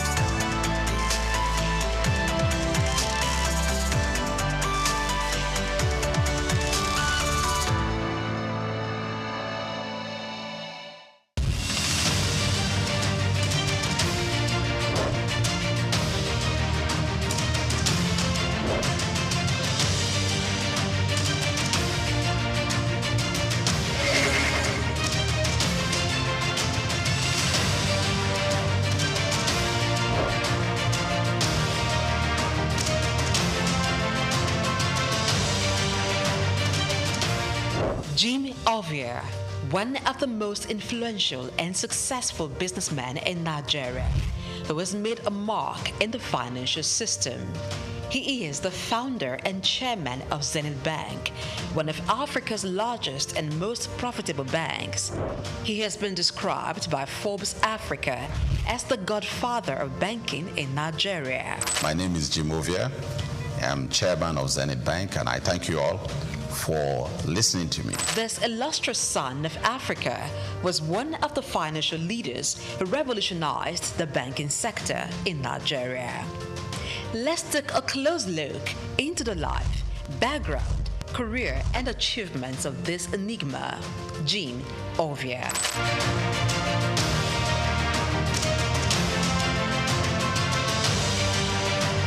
Jim Ovia was born on November 4, 1951 in Agbo, Delta State, Nigeria, to a large family as the second son of Chief Obi Olihe of Agbobi in Delta State. Being one from a humble background, Jim attended local schools as he had lost his father at the tender age of 4.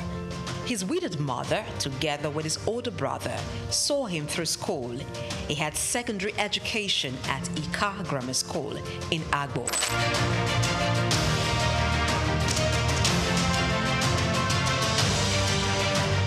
Due to his interest in business and technology, he proceeded to the United States to study business administration at Southern University, Baton Rouge, Louisiana, USA, where he obtained a bachelor's degree in 1977. He furthered to University of Louisiana, Monroe, Louisiana, and bagged a master's degree in business administration in 1979. Jim Ovia is also an alumnus of the prestigious Harvard Business School.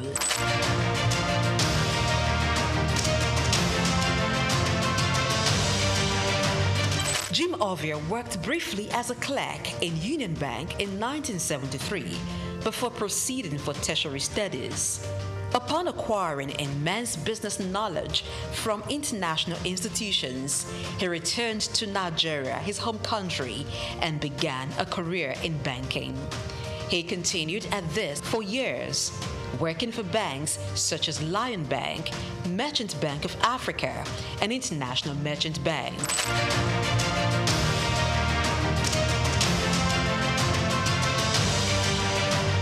After many years in the banking industry, in 1990, Jim came together with some colleagues to found one of Africa's largest and most profitable bank, Zenith Bank.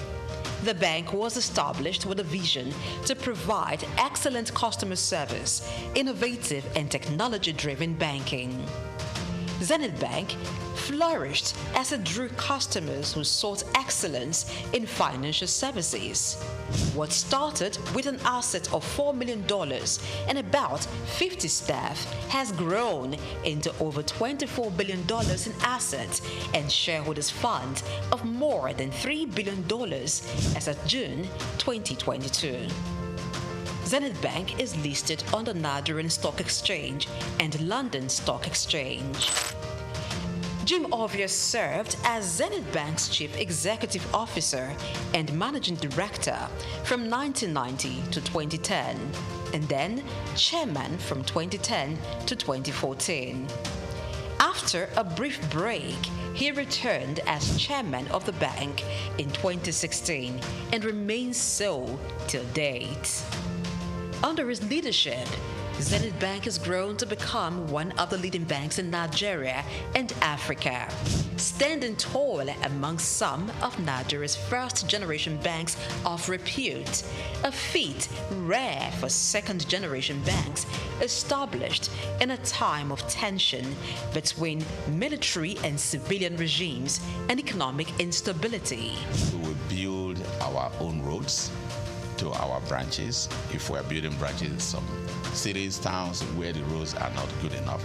We have also bought power plants, generating sets to power electricity into our building. When we do all this, we also even had dug borehole to supply water to the building. When we do all this, what I personally call it is BYOI, bring your own infrastructure or build your own infrastructure. Jim Ovia served as Zenith Bank's Chief Executive Officer and Managing Director from 1990 to 2010, and then Chairman from 2010 to 2014. After a brief break, he returned as Chairman of the bank in 2016 and remains so till date. Under his leadership, Zenith Bank has grown to become one of the leading banks in Nigeria and Africa, standing tall among some of Nigeria's first-generation banks of repute, a feat rare for second-generation banks established in a time of tension between military and civilian regimes.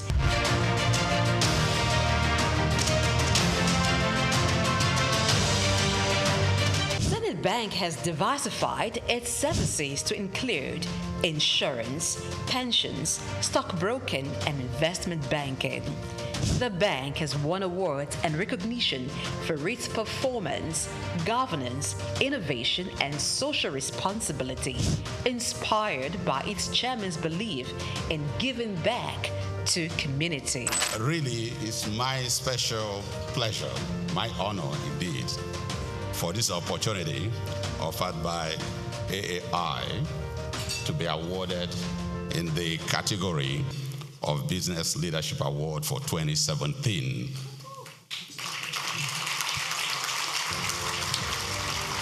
As an entrepreneur, Jim Ovia has made investments in sectors other than banking.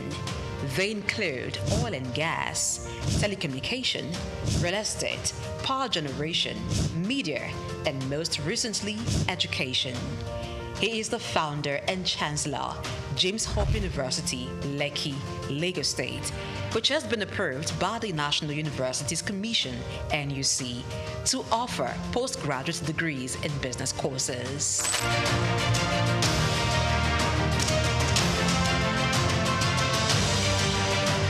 Jim Ovia is a man who believes in giving back to society. He has engaged in philanthropic works through his foundations, Mankind United to Support Total Education, MUSTE, and Youth Empowerment, ICT Foundation. These foundations award scholarships to indigenous students and promote information and communication technology in Nigeria through various initiatives. Ovia has made donations towards courses and institutions. They include Nigerian Investment Promotion Commission, NIPC, Nigerian Internet Group, NIG, Lagos State University, and National Information Technology Advisory Council, just to mention a few.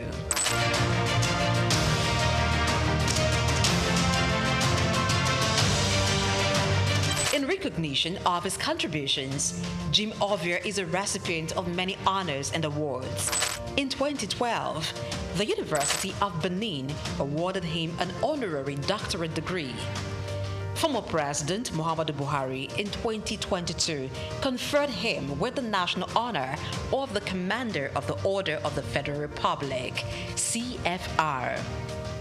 Also in 2022, Jim Ovia was conferred with the National Productivity Order of Merit, NPOM award by the federal government of Nigeria.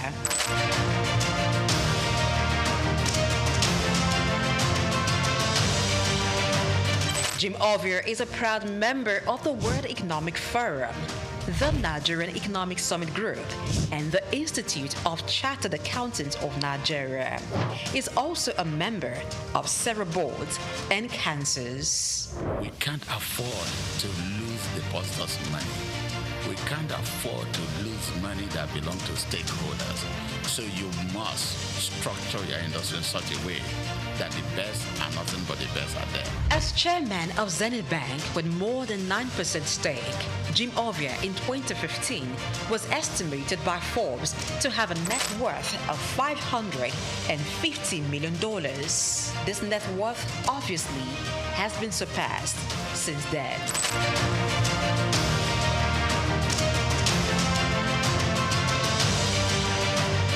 Jim Ovia, as a business person, founded 5 companies.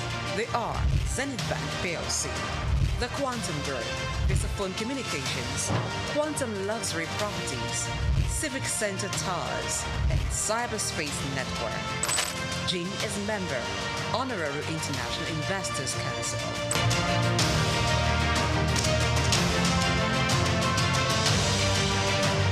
Kay Ovia is CEO, Quantum Markets Limited, a firm that offers stock brokerage services. She sits on the board of several organizations and is chairman, board of directors of Cyberspace Limited, a leading software engineering company. Cyberspace Limited is one of the pioneers in provision of internet services in Nigeria, providing network and software services. Kay, being at the head of a tech giant in Nigeria, teamed up with her husband, Jim, to strategically deploy robust IT infrastructure at Zenith Bank, which resulted in the development of digital products and technology-driven banking in Nigeria. Kay is an alumnus of Enugu State University of Technology, SOUQ, where she holds an MBA in management. She is much given to philanthropy, with several initiatives to transform lives, particularly those of the underprivileged. One of her projects targeted at children and youths, Star Rising Talent Hunt, aims at discovering and projecting hidden talents.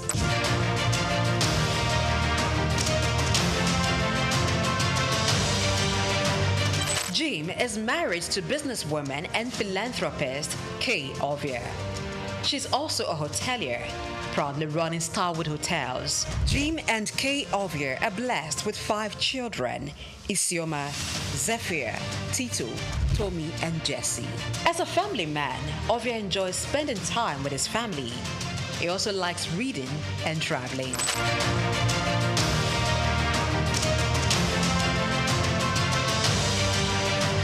In order to pass on his vast wealth of knowledge on business and finance to African entrepreneurs, Jim Ovia authored a book titled Africa, Rise and Shine. The book was published in 2018 by Forbes Books. The book was written after he featured in an issue of Forbes, and it became the magazine's best-selling edition in Africa, that it had to be reprinted 4 times. The book, Africa Rise and Shine, paints the picture of his humble beginning from the small town of Agbo in Delta State, and against all odds, pushed through to become a global business icon, while providing insight on how to conquer challenges in African markets, taking advantage of the opportunities.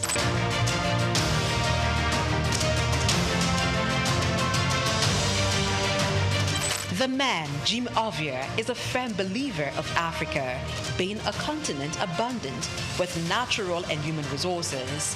He has constantly pitched the continent as a land filled with investment opportunities in international business forums such as the Harvard Business School Annual Africa Business Conference, Bloomberg Global Business Forum, Commonwealth Business Forum, and the World Economic Forum, where he has been invited to participate and even deliver keynote address.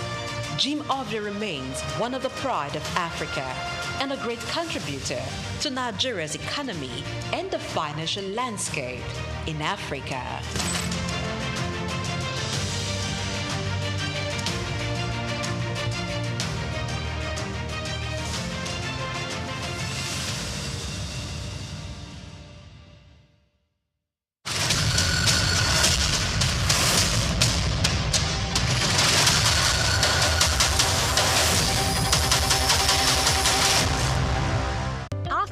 Africa Development Studies Center, ADSC, we are committed to driving sustainable growth and development across Africa through innovative training and research.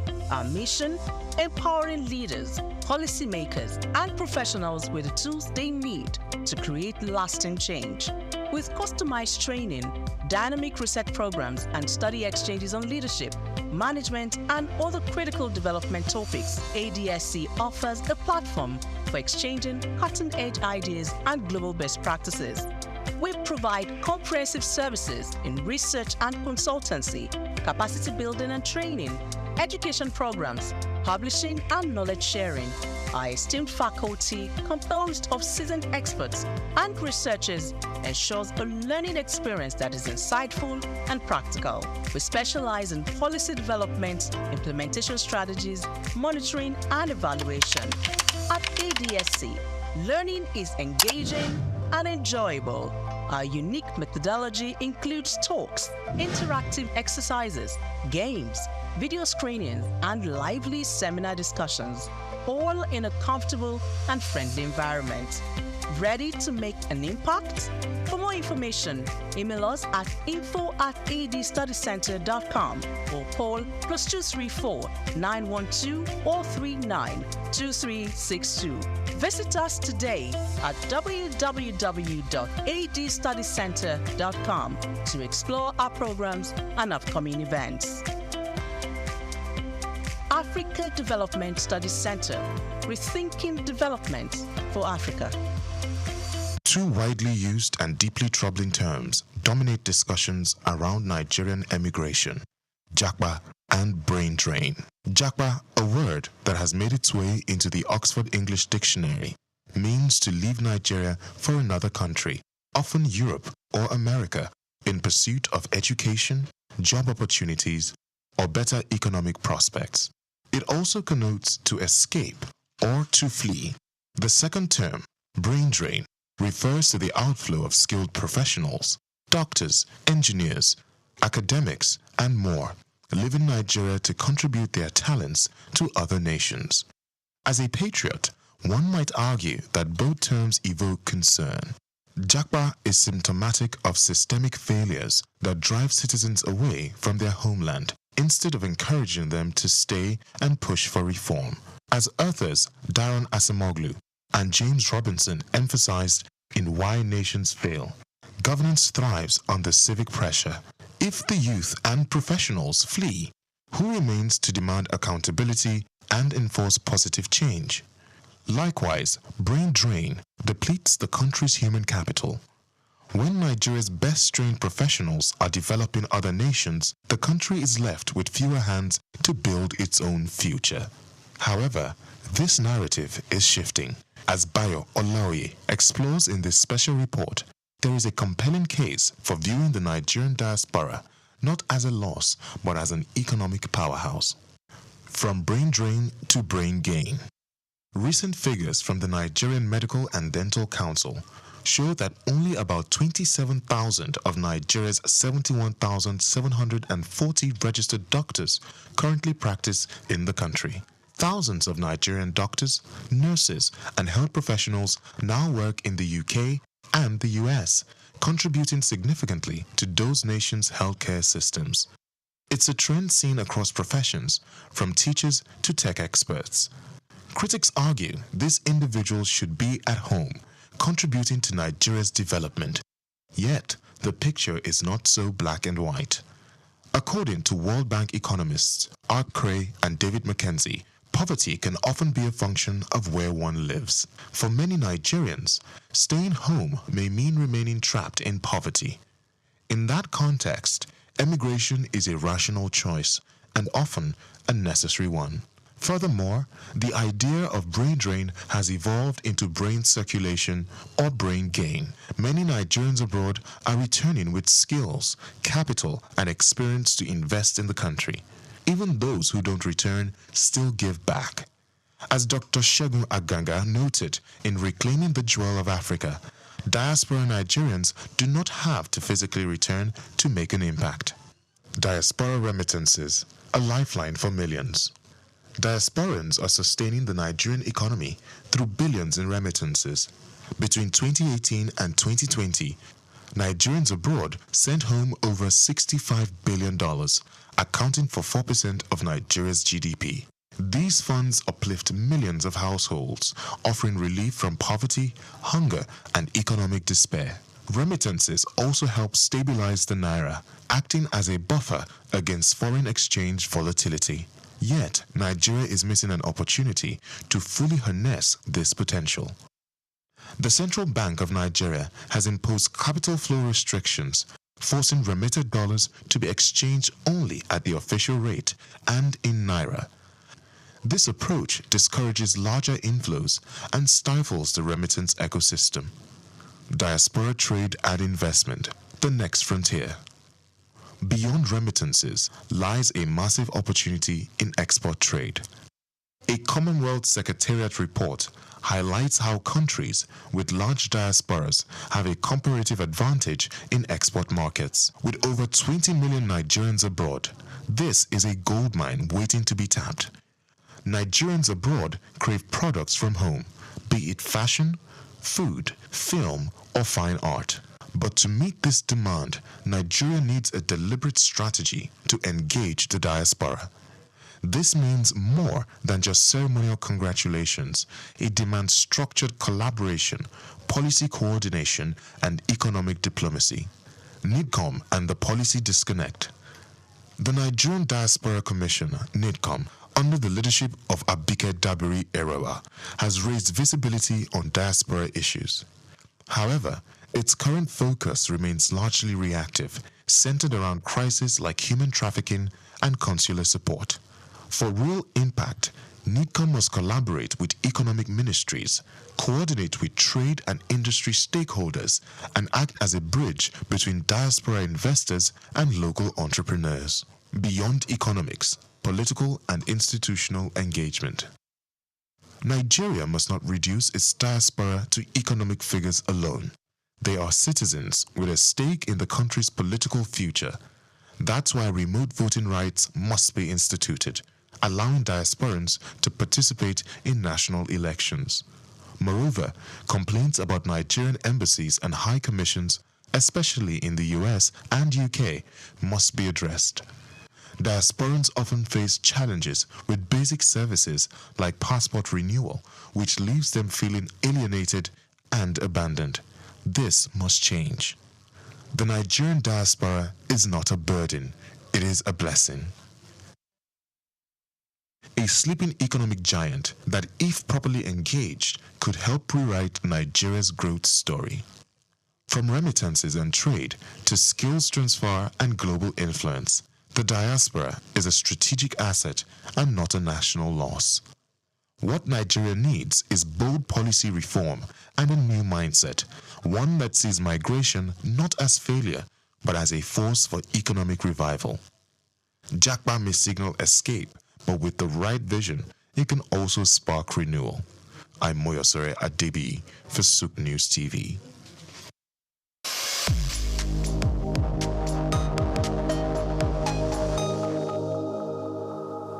We've got just what you need right here at Femi Wash Media.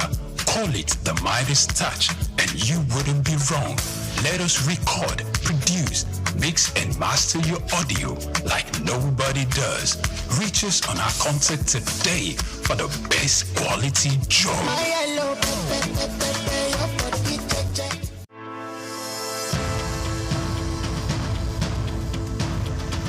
Growing interest in Nigeria's lithium reserves comes as countries worldwide scramble to secure supplies of the mineral which is essential for powering the green energy revolution. In this special report by Bayo Olaoye, the need to harness this resource for growth and development is examined with the evolution of electric vehicles and renewable energy storage systems. Lithium is a key component in the production of batteries for electric vehicles and renewable energy storage systems, and Nigeria is positioning itself to become a major player in the global lithium market. Nigeria's vast lithium reserves, valued over $34 billion, is no doubt attracting world attention, while lithium factories are springing up in different parts of Nigeria already. The attention of the international mining industry is also focused on lithium because it is critical raw material for the production of solar panels and electric vehicles. Analysts predict that global lithium market could grow robustly over the next decade, driven by the rapid adoption of electric vehicles and renewable energy technologies. Data from a global future market insight showed that the lithium mining industry has emerged as a cornerstone of the clean energy transition, driven by the skyrocketing demand for lithium-ion batteries. The surge in lithium demand is driven largely by the electric vehicles market, which accounted for over 70% of the global lithium consumption in 2024, according to an Iranian-based research firm. With countries such as the United States, China, and members of the European Union pushing for next zero emission by mid-century, lithium demand is expected to escalate further. The federal government, indeed, the Ministry of Solid Minerals Development, should intensify efforts geared at renewing and resuscitating the viable lithium industry in the country to its full potential. As Nigeria diversifies its economy into other sectors, the lithium industry offers hope and expectation that this sector would earn more revenue for the country. Nigeria should not just watch with folded arms, but must strive with the political will to develop and strengthen the country's vast lithium reserves.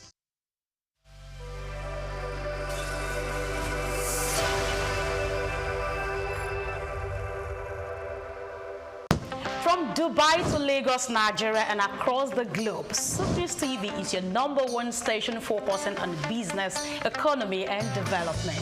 With global digital reach, we connect Africa's pulse to the world stage.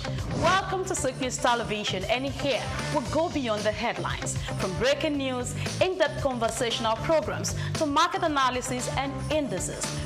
From policies affecting growth to unique documentaries, from live event coverage to bespoke productions, we deliver content that connects you to the world.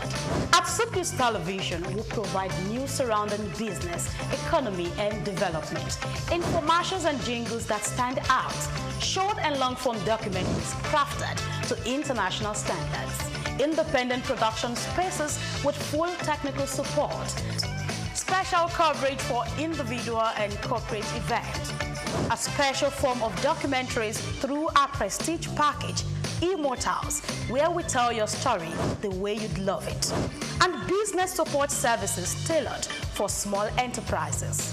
SOUQ News TV, powered by FemWatch Limited, also home to the Isle 95.9 FM Lagos and Kasua 99.7 FM Kano, and Emirate News Television Abuja, together forming Africa's trusted media powerhouse. Storytelling, coverage, and connection that matters. SOUQ News TV, your home for business, economy, and development.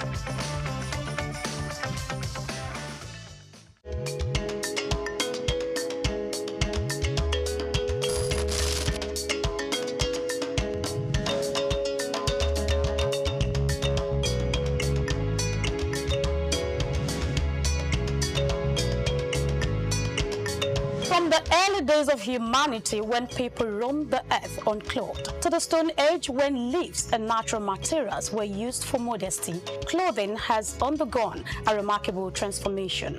As we progress to the weaving of fabrics and the art of textile printing, Ankara emerged as one of the earliest and most distinctive forms of attire.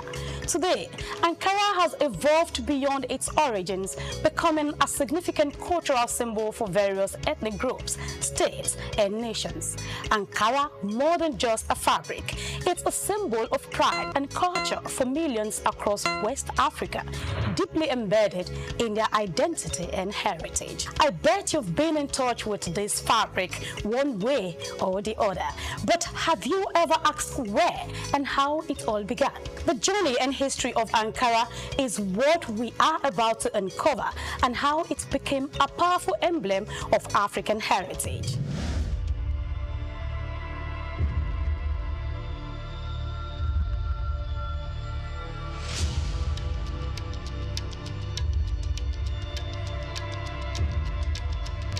The story of Ankara begins not in Africa, but thousands of miles away in Indonesia, using the batik techniques. Batik is an ancient Indonesian art from where wax is used to create different patterns on fabric. The process involves applying wax to certain areas of the fabric to resist dye, creating elaborate designs. In the 19th century, Dutch colonizers who controlled Indonesia recognized the appeal of batik and then sought to replicate it. They adapted the technique using industrial methods such as roller printing to produce the fabric more efficiently and in larger quantities. Talking about its transition to West Africa, Dutch manufacturers initially aimed to sell the printed batik fabric in Indonesia and Europe. However, fabric found a more enthusiastic market in West Africa, where it was embraced for its vibrant colors and patterns. The Dutch prints, while not initially popular in Europe, became highly prized in West African countries, evolving into what is now known as Ankara. How about its cultural integration?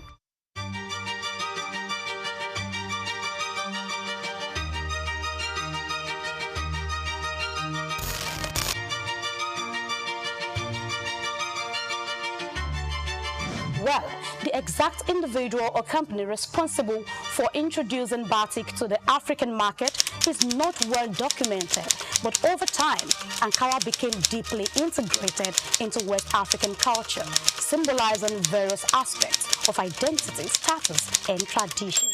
Despite its Indonesian origins, it is now predominantly recognized as a quintessential element of African fashion. It is clear that the adaptation and adoption of batik by Dutch traders played a crucial role in the fabric's journey to West Africa.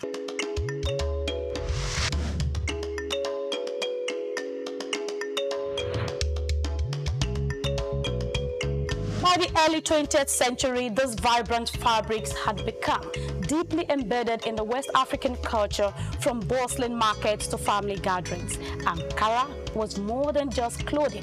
It was a statement of identity, social status, and unity. Even today, Ankara continues to hold a special place in West African society, alongside other widely recognized fabrics, reflecting the region's rich textile heritage.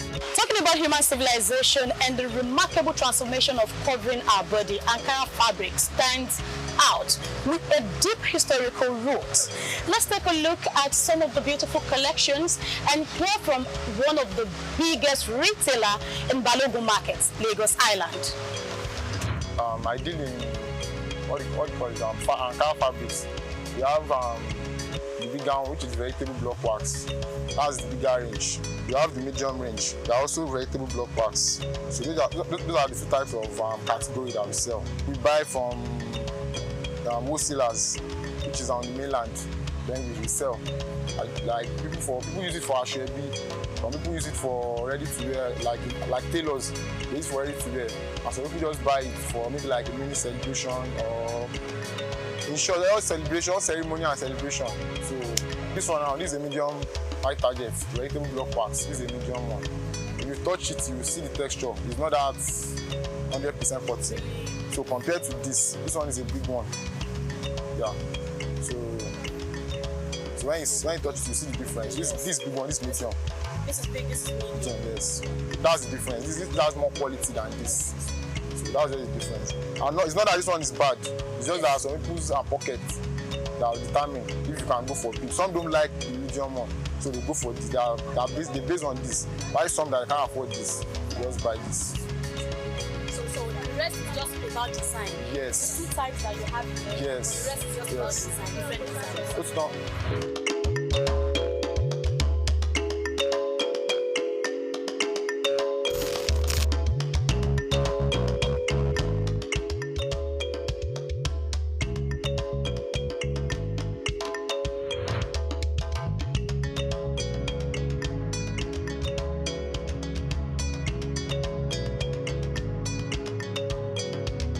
As West Africa gained independence in the 1960s, Ankara's popularity soared. It became a symbol of African pride, a rejection of colonial influences, and an embrace of cultural heritage.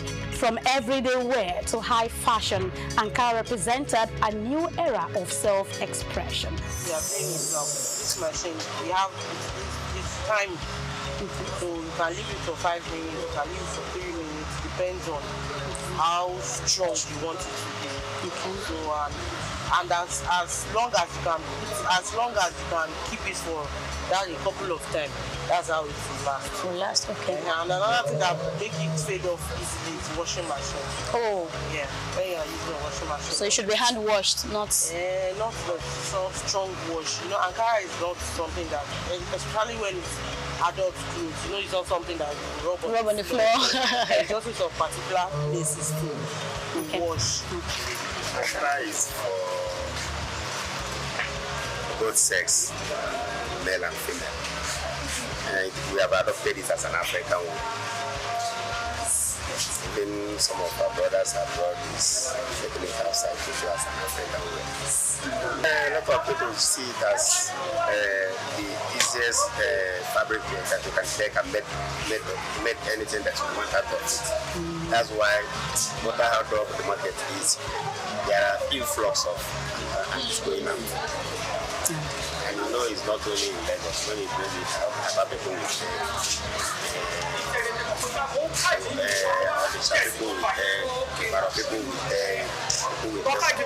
all sorts of places. So that is how it spread. So you'll be surprised that you're sitting down here, you will see design today, tomorrow you come, you not see it. So there are some trends in Ankara, there are some outfit that is like, well, we can't specify now because anybody can wear anything, but you see some colors that are too sharp. You can say that it's outside color. Igbos like dull color, yellowish, and you know there are some like this one that is here now, that Igbo uniform, that fragrance style. An Igbo uniform, if you see, go to.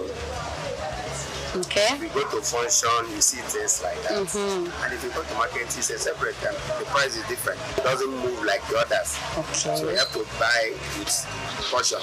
Today, Ankara is not just a fabric, it's a global phenomenon, worn by millions. It graces runways from Lagos to Paris, New York to Tokyo. As a symbol of African pride and identity, Ankara continues to evolve, influencing fashion, art, and culture worldwide.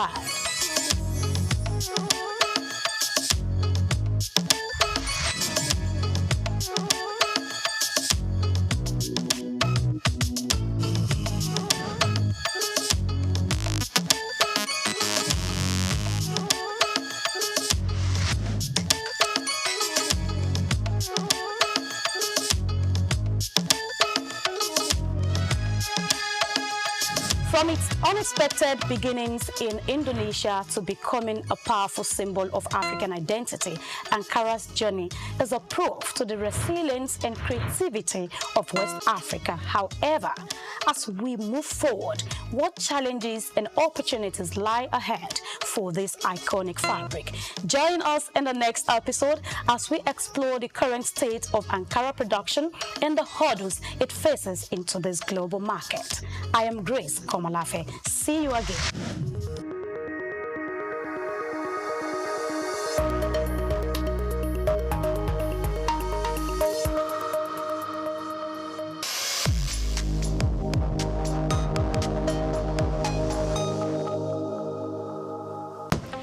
Dubai to Lagos, Nigeria, and across the globe, SOUQ News TV is your #1 station focusing on business, economy, and development. With global digital reach, we connect Africa's pulse to the world stage. Welcome to SOUQ News Television, and here we go beyond the headlines, from breaking news, in-depth conversational programs, to market analysis and indices. From policies affecting growth to unique documentaries, from live event coverage to bespoke productions, we deliver content that connects you to the world. At SOUQ News Television, we provide news surrounding business, economy, and development, infomercials and jingles that stand out, short and long-form documentaries crafted to international standards, independent production spaces with full technical support, special coverage for individual and corporate events, a special form of documentaries through our prestige package, Immortals, where we tell your story the way you'd love it, and business support services tailored for small enterprises. SOUQ News TV, powered by FemWatch Limited, also home to the Isle 95.9 FM Lagos and Kasua 99.7 FM Kano, and Emirate News Television Abuja, together forming Africa's trusted media powerhouse. Storytelling, coverage, and connection that matters. SOUQ News TV, your home for business, economy, and development.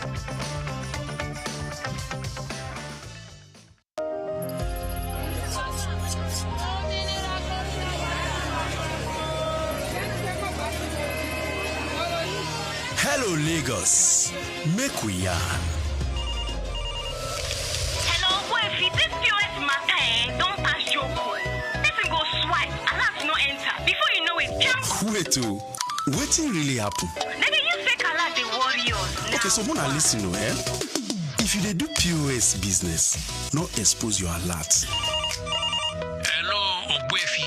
They don't walk Gaba Road where they worry for our local government for years.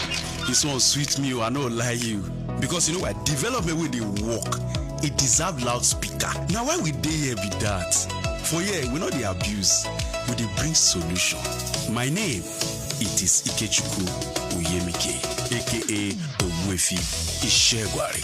Make we yarn every weekday from 10 a.m. go to 12 o'clock on top the eye 95.9 FM.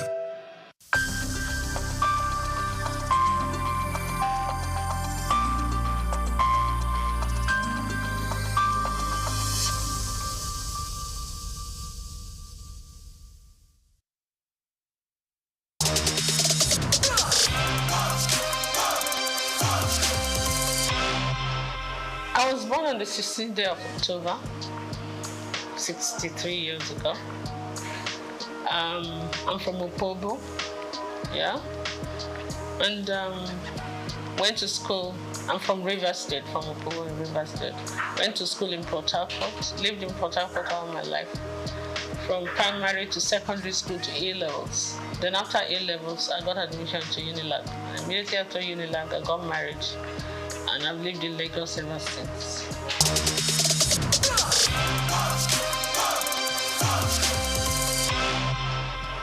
Well, it was fun for us because me and my husband were very young. My husband was 25, I was 21 and all that. But we learned on the job. We were friends. We were friends for 3 years when I was in Unilag, university. And we came out, we got married. So we're like children that just got married. But I had my parents. My parents were his very good friends. So when I get naughty, he would report me to my parents. When I didn't know these kind of duties were demands of somebody's wife, they would tell me this is my responsibility. I'm like, nope. I will agree to some, I will not agree to some, but I mean, it was fun. We had our ups and downs, but kind of pushed through it. And then the children started coming, and it was a different ballgame.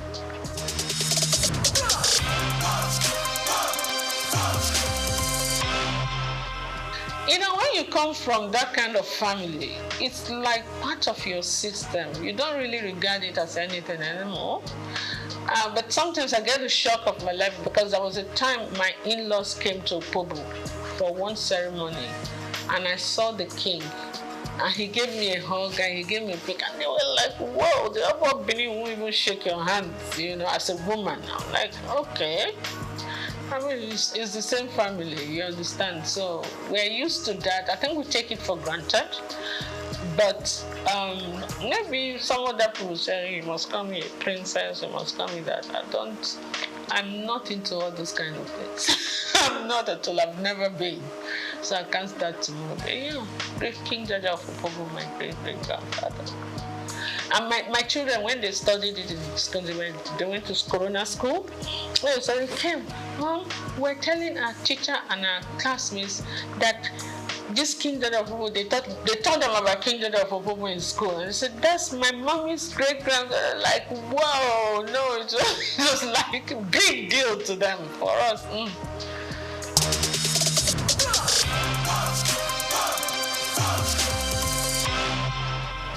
Absolutely upbringing and my personal choice too, because you could be brought up one way and choose to go another way. You understand?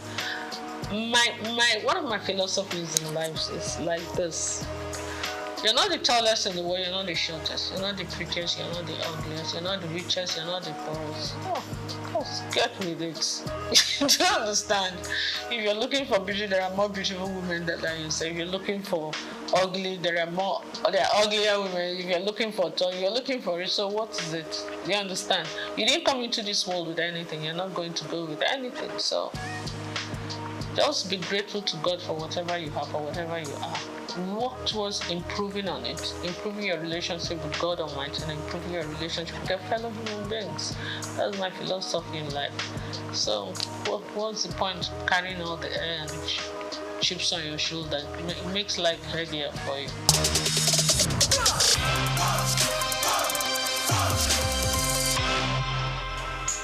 Seven is my favorite number. It's a number for perfection, and I was born on the 16th of October. My star sign is Libra. We're always looking for perfect balance in everything. It's just an influence from the horoscopes, I'm told. That J is my husband's name, D is my name, and 7 is my favorite number. Lazy way of forming the name of a company, isn't it? So I did, and it stuck. And I knew I was going to go into couture, so that was it. Easy.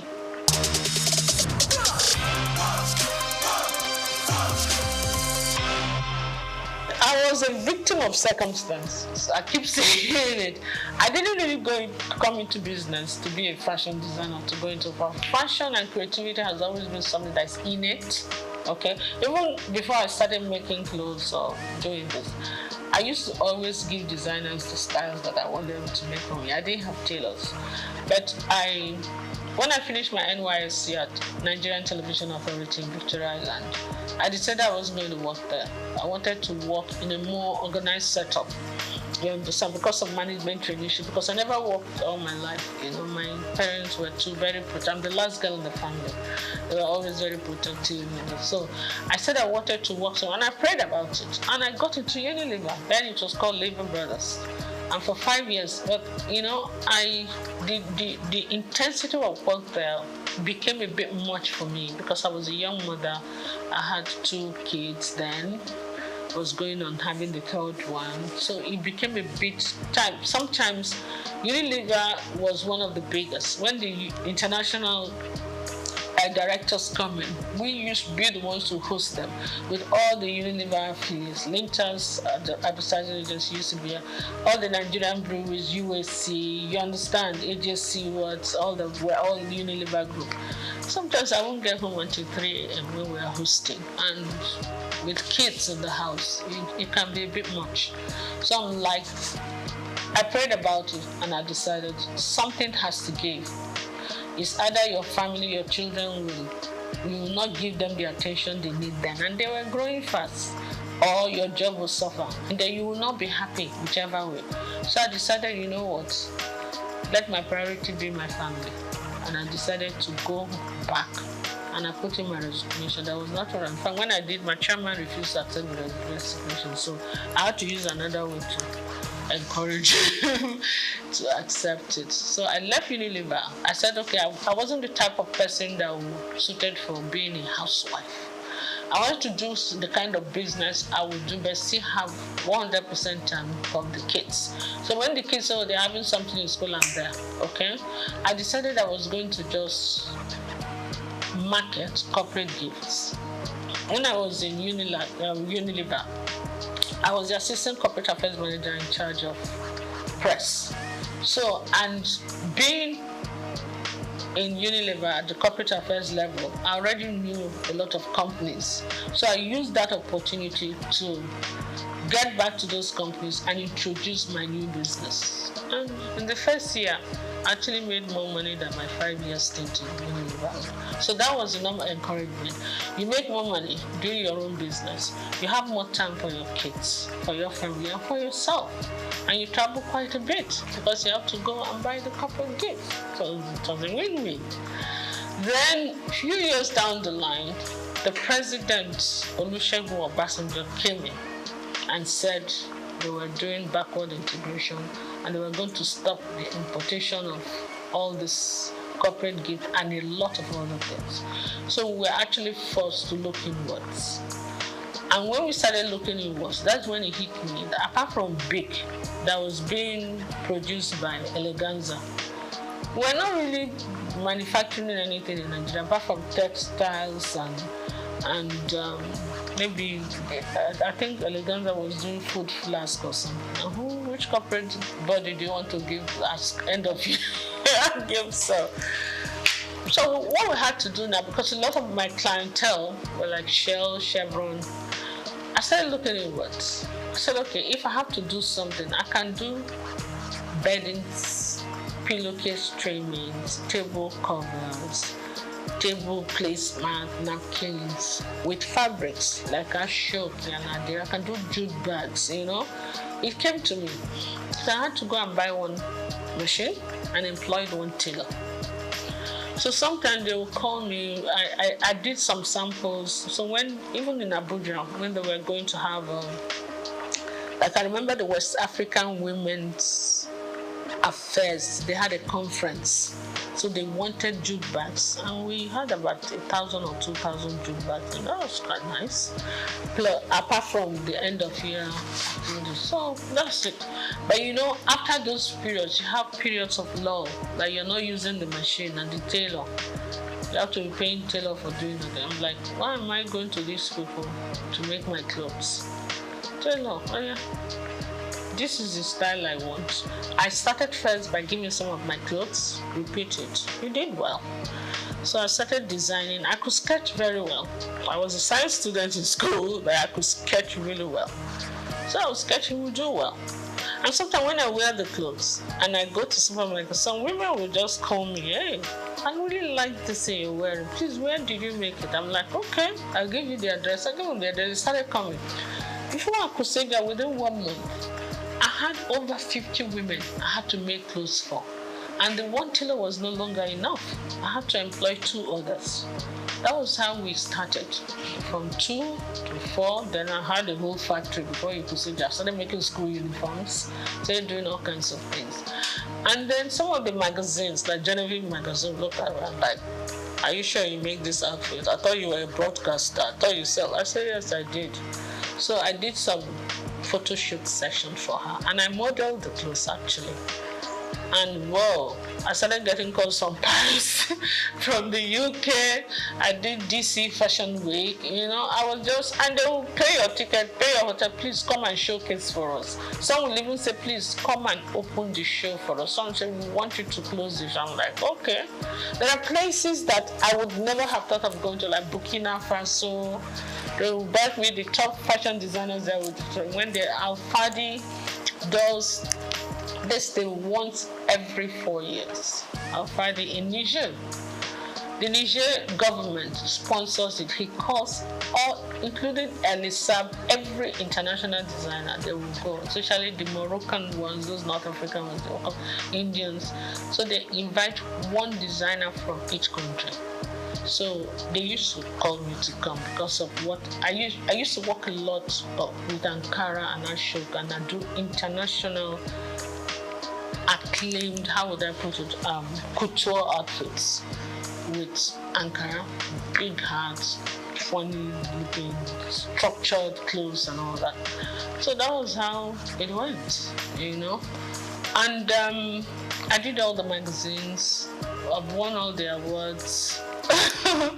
So after a while, you know, I started thinking of concentrating on exports. In the process of doing that, my husband took ill. After 2 years, we lost him. So when I came back home, I gave a lot of things a lot of thought. My kids were still in school. My daughter got married. She was in Australia already. And then my kids, my two boys were still in school. So I said, look, this fashion design group is not going to pay school fees in pounds sterling and dollars. So I said to myself, you know what? Why don't you give the man hours to the industry, the family business that were yielding the most income? That was how I started kind of just saying, you know what, let me just minimize it a bit. My core clients were still coming. So I kept the tailors, my experienced tailors that worked with for years. I kept few of them. And I kind of cut down on that business. I said, you know what, let me just go and face the family business and do this for the people who really know what I'm doing. And what of man goes. So I'm still doing that, but my priority is really not that, you know.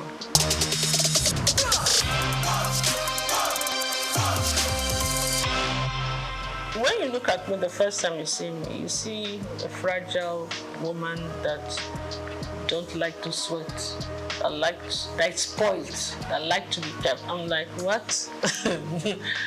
Absolutely not. My husband didn't want me to do anything. He just felt he wanted to spoil me. I said, that's not how to love me at all. Please. It's either you kind of understand the person I am. I'm a very creative mind. This mind has to keep working, or I'll make life miserable for you, you know.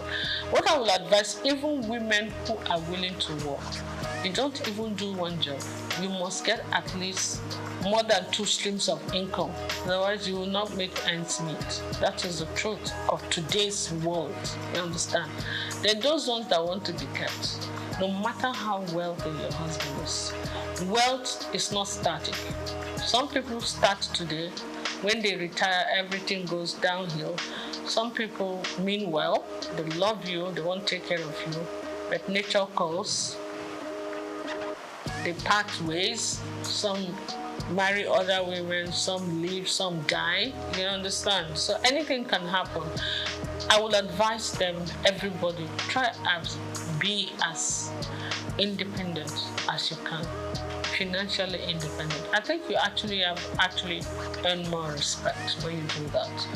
And then also, when things don't work out too well for the husband, no matter how rich you are, you don't have to put him through too much stress. You can take care of yourself, you can take care of yourself, you take care of him, you encourage him, but let him not feel that the world has come to an end. You know, a man feels happy when he knows that his back is covered, even when he's not making it. You understand? It doesn't make him lazy. It makes him very grateful. Yeah. So I will advise everybody, get something doing. Do something that will enable you to earn good income if you can. Do something that you also enjoy doing.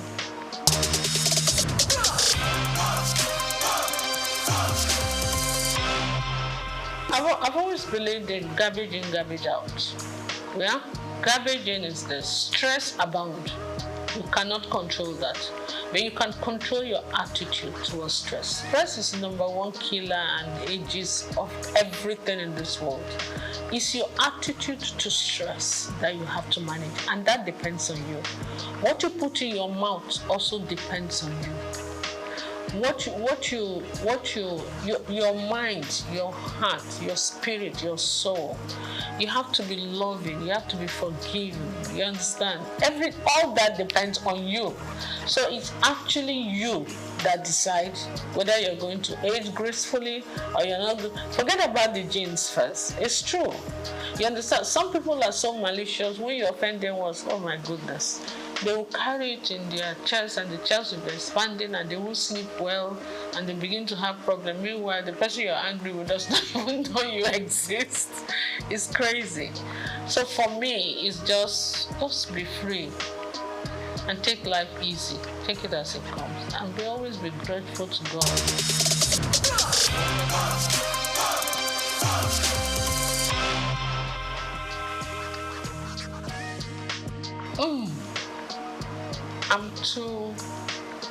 I'm too honest and straightforward. It's either I will be killed immediately, or because I will tell you the truth, no matter whose house is God. I don't think I can play politics. I'm not a politician at all. I am a very straight shooter. I will tell you to your face when you're doing stupid things.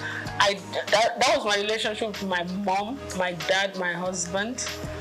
So most times, I'm the last girl in the house, so maybe when they were disciplining the first ones, by the time they got to my turn, they were a bit tired. So we could talk to my parents anyhow. But I don't do it to create whatever. I just feel that if anybody worth talking to, is worth talking to with honesty and integrity. And when you want to play politics, they will see something that is black. They will say it's yellow. I can't do that. For the love of me, I can't. So politics is not my call. And because of that, they will not allow your creativity to come out, your sincerity. What's the point?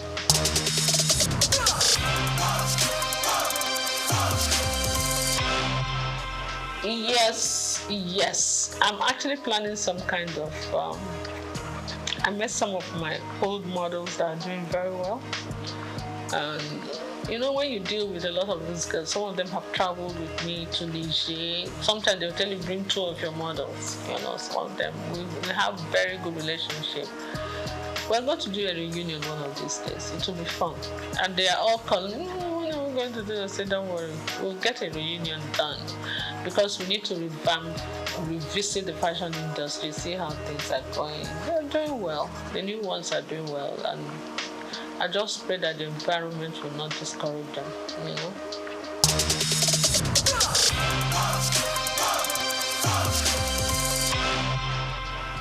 It's not just Nigeria, it's the world. Whatever is happening in Nigeria is what the truth is. A crate of egg in Nigeria is still cheaper than a crate of egg in the US and in the UK, even with the exchange rate. So it's not just Nigeria, the world is experiencing some kind of...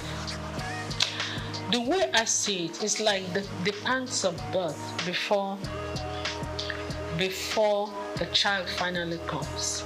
That intense labor. And then when the child is born, everything is calm and beautiful, everybody's happy. I think we are just towards the end of the labor pain. It's going to get better, but we're going to pass through a lot of that before it gets better. And when it finally gets better, we'll all be smiling. But right now, the whole world, not just Nigeria, is crazy. If you look at international, listen to international news, it's actually crazier than here. I just pray. Yes, I live opposite, I won't even say it, on the street. One of the big men that live on that street, his birthday was yesterday, and the whole street was filled with beggars, hungry people. It was really crazy. I felt so bad.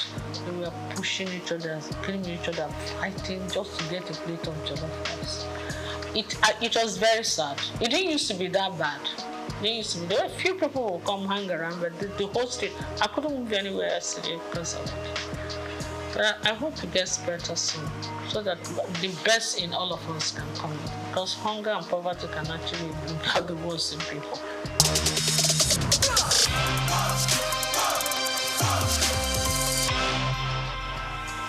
Naturally, yes. I have an NGO that I do. What I do, I take girls, young girls that are not able to complete school because of poverty, and I educate them. You understand? I try to pay school fees, help people, and I believe in education a lot. Yeah, because I don't believe in giving you the fish. I believe in teaching you how to fish. I have few of them from my place come stay with me. Some of them are able to stand the discipline. Some of them are not able. So the ones that are able to stay, they stay, and they do very well. Some of them I train from a distance, and they do well. So I've had university graduates, I have A-levels, I have all kinds of things. That's what I do. And most people come to me naturally, not because I'm a trained mentor or anything. When you do anything out of love, and out of sincerity of purpose, and because they see you as genuine, they listen to you. You understand? When you mean well, you tell people the honest truth, and they, it's not easy sometimes, but yes, a kind of mentor.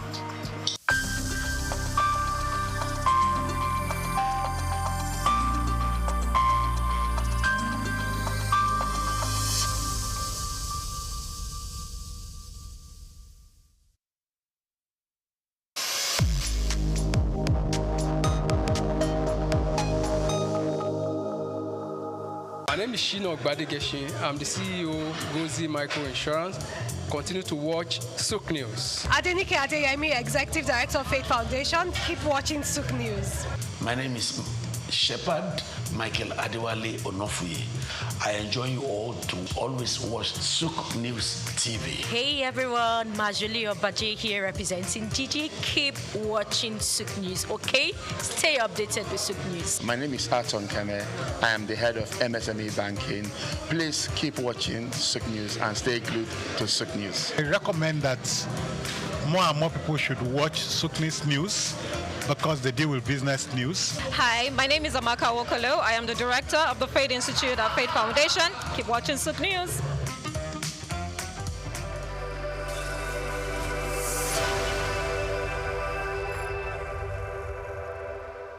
At the African Development Studies Center, ADSC, we are committed to driving sustainable growth and development across Africa through innovative training and research. Our mission, empowering leaders, policymakers, and professionals with the tools they need to create lasting change. With customized training, dynamic research programs, and study exchanges on leadership, management, and other critical development topics, ADSC offers a platform for exchanging cutting-edge ideas and global best practices. We provide comprehensive services in research and consultancy, capacity building and training, education programs, publishing and knowledge sharing. Our esteemed faculty, composed of seasoned experts and researchers, ensures a learning experience that is insightful and practical.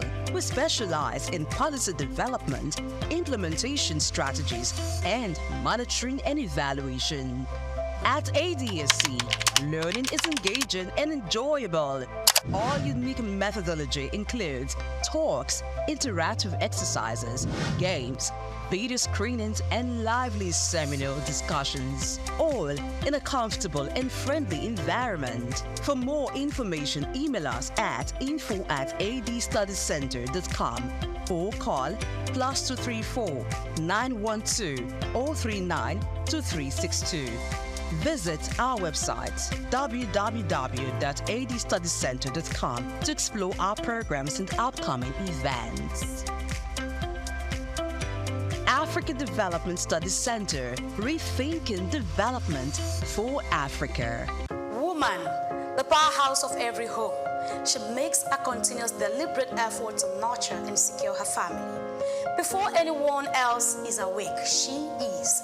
Before she eats, they do. Before she rests, she makes sure tomorrow is possible. In homes across the country, hunger is silent, but a woman's sacrifice is not. She walks the land, carries the weight, stretches every meal, yet when food is scarce, she is the force to go without. Food insecurity is not just an economic crisis, it is a gendered one. As a woman, I've had to reduce my food portion in order for the food to go round.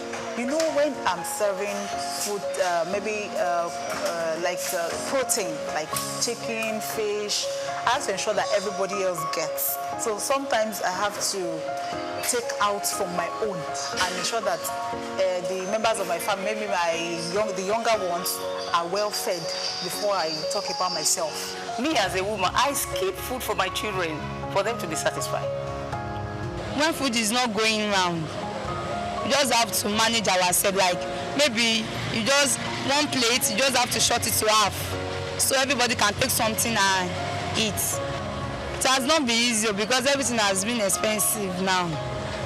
Maybe when I got to market now, I take 50,000 to the market. When I got there, I see that this thing is expensive. I will have to buy maybe one plate I want to buy.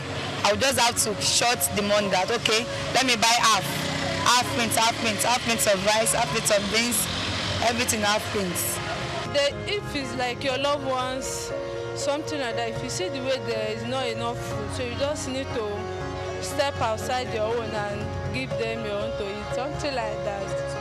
Normally, I used to buy my food from big supermarkets. Let's say go to the mall to buy food stores.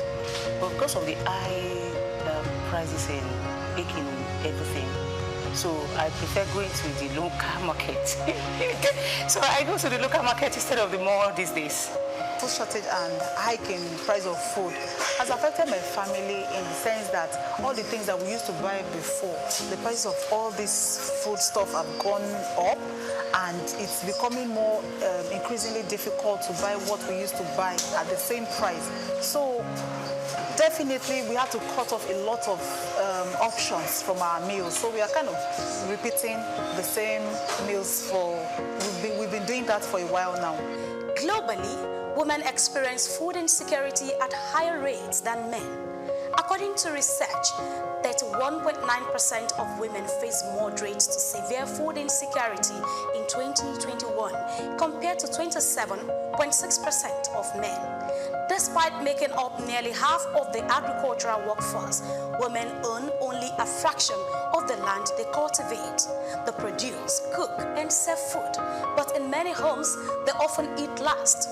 When food prices soar, they cut their own portions first, and when resources are scarce, their health and nutrition are sacrificed. There is sometimes I will just say, this food can't be enough for everybody. So me and the father, we won't be able to eat. The children will just have to take the food. Okay. There are times I sacrifice my food for my husband. Yes, because he's the head of the house. Before we take like 3 square meals, but now for the children to be satisfied, we, the parents have to, just keep maybe dinner for them to have their 3 square meals. Women play a significant and very powerful role in food security. We all know across the globe that women have families. Women are first in contact in providing food. But what has stopped them from progressing, what has stopped them from earning from their labor, it is because they are not recognized, they are not supported financially, and so these are the challenges that they face. Millions of women fight an unseen battle, balancing hunger, health, and survival. They are farmers without land, providers without enough to give, pillars of strength in a world that often looks away. Yet, if given equal access to resources, women farmers could increase global GDP by $1 trillion and significantly reduce hunger. This is not just about hunger, it is about power. Who has it, who doesn't, and who pays the price? These are the challenges we go through as women. Just to put food on the table for the family, we have to be as a strong women. When food is too expensive or unavailable, what I do is just, basically I make do with what I have. And then when it's too expensive, I try to go to the market where food stuff are sold at cheaper prices. I try to go to markets where food stuff is sold in bulk, and we can get them for a cheaper price. Without policies, without laws, without codes of conduct, I like to call it, you cannot achieve. They form the structure within which we should operate. But unfortunately, in our country, policies to a very large extent do not mean anything because they're not followed through. We call on every stakeholders, we call on government to provide the financial powerhouse for them to adequately enlarge the food security within our country and outside of our country. Policies exist, interventions happen, but while they work, women must be at the center of food security planning, not just on the margins. As the world acknowledges the strength and struggles of women, the call to action is clear. Invest in women farmers, prioritize women in food policies, end gender disparity in food access. When women thrive, community flourish, and progress accelerates. Happy International Women's Day. Grace Komalafe, SOUQ News Television.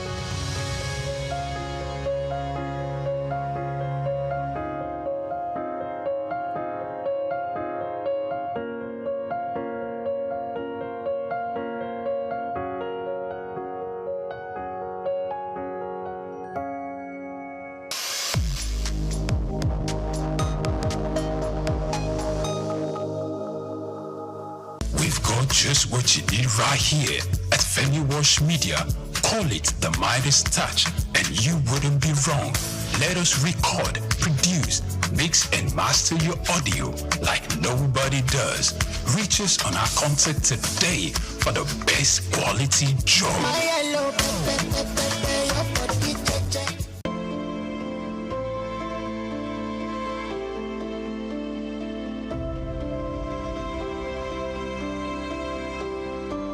When most Nigerians hear about anti-graft agencies, fear is the first response, anxiety over investigations, raids, or sanctions. But the Independent Corrupt Practices and Other Related Offences Commission, ICPC, is showing a more collaborative face, one that seeks engagement and partnership to foster integrity across public institutions. The message came to the fore during a courtesy visit to the National Orthopedic Hospital, Igbobi, Lagos, where the ICPC Resident Anti-Corruption Commissioner for Lagos State, Alexander Chukura, led a strategic conversation on collaboration, ethics, transparency, and institutional accountability, received by the hospital's acting medical director, Dr. Wakil Lawal. The visit focused on sensitizing management and staff on the importance of ethical conduct and risks of practices that might attract the Commission's attention. ICPC is the police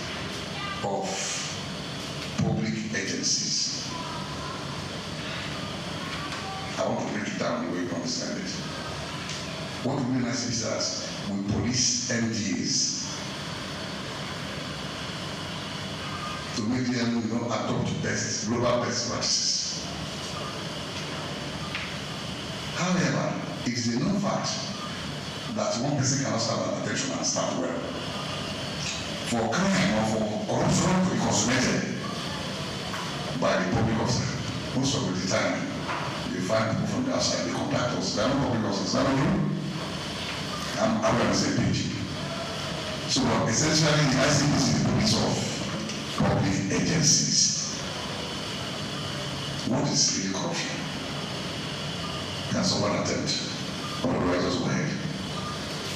And do what you want, which one you prefer. Okay, let's go ahead. That complex term, corruption, has been seen by different people at different times from different perspectives.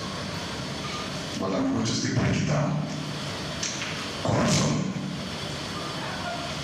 aptly refers to an abuse or a misuse of position of public trust to confer an unfair and undue advantage to oneself, to one's relative, on policy, which may not necessarily be financial. Anything you do to abuse or to misuse that position of public trust for your own gain and for others is corruption.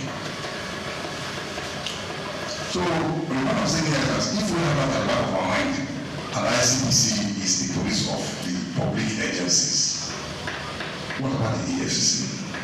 The EFCC came after ICPC for purposes of specialization, economic and financial crime. A key moment of the engagement was an open question and answer session where concerns were raised about perceived bias in enforcement, particularly when some political actors appear untouched, while public servants are often held accountable. The commissioner clarified that the ICPC investigates based on issues and petitions, not status. While he noted the section of Nigeria's constitution which offers temporary immunity to certain office holders, he stated that this immunity elapses once they leave office, after which credible petitions are duly investigated. The leadership of the hospital present were also encouraged to see the ICPC not as a threat, but as an ally in strengthening systems and protecting public trust. Chukura emphasized that internal mechanism is not enough in fighting corruption.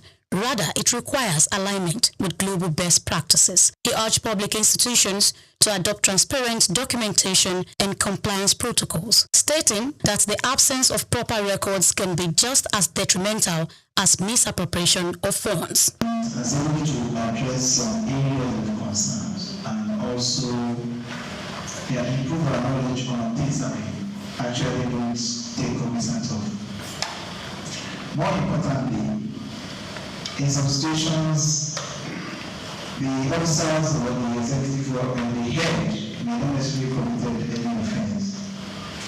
But from your statement today, I would deduct that keeping good record is also as important as not being corrupt. And so this is also things I want some of my colleagues and myself to also learn from. ICPC, EFCC, we know the day when we are doing transaction. There's the document we're going to send to them. And so it becomes an important aspect of our work. Hope this will also improve our practice. So thank you. Your statement today has contributed a lot. And we don't have the ICPC. ICPC is our friend. And I'm sure we'll keep the channel open. Speaking with SOUQ News TV, the commissioner reiterated the need for ongoing partnership across key sectors to foster greater understanding of the commission's work and improve public trust. He expressed optimism that in a few years, ICPC would achieve significant milestones in building a more accountable nation. It's a tradition in ICPC for us to go to strategic stakeholders. We go to the place to tell them what to preach the anti-graft crusade. So at the end of the day, we have a better nation. Because on the stand of insight, it's been discovered that Nigerians, the citizens, have suffered. There's a lot of apartheid indifference about the anti-graft crusade.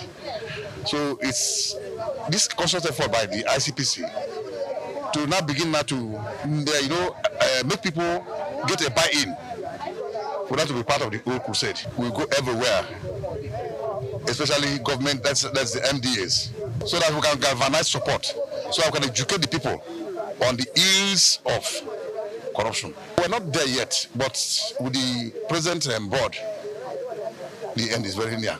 At the end of the session, the ICPC handed essential materials, including the ICPC Act, a handbook of frequently asked questions, and a guide on the consequences of unethical behavior to the director. A symbolic award was also presented as a sign of the ongoing cooperation. This visit forms part of ICPC's broader strategy to build institutional integrity and promote responsible service delivery across the public sector. Grace Komolafe, SOUQ News TV.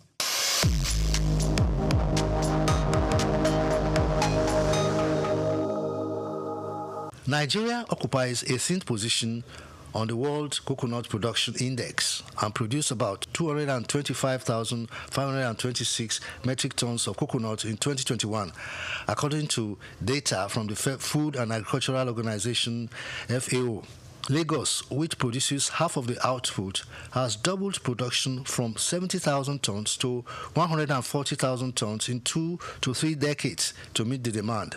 The number of registered coconut processors in Lagos State jumped from 500 to 3,000 in 5 years, 2024, according to the farmers.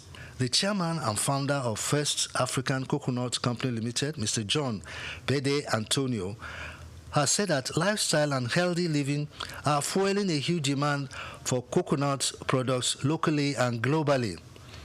Antonio noted that the huge demand has spurred investments across the value chain as farmers were growing more coconuts to meet the rising demand. He added that Lagos State was also promoting support in the form of seedlings and training of new entrants of farmers. Coconut farmers were now replacing old trees with hybrid seedlings that brought fruits quicker. Coconut has numerous uses. It serves as a raw material for industries such as pharmaceuticals, cosmetics, food and beverage with limitless domestic and export potential. The most sought after component of the fruit is coconut water, which is very rich in potassium and other electrolytes. It is considered a health drink and recommended for diabetes patients, among others. It is grown in 22 of Nigeria's 36 states, with Lagos having the largest population. The use of coconut oil and other derivatives is growing daily, owing to benefits, according to Mr. Olakunlehin Oladapo, General Manager of Lagos State Coconut Development Authority. According to him, this is driving local production of coconut, with more people coming into the cultivation, processing, and marketing of the cash crop across the major growing states. Oladapo stated that despite the production increase, the state was still unable to meet the demand likely covered by imports from neighboring countries.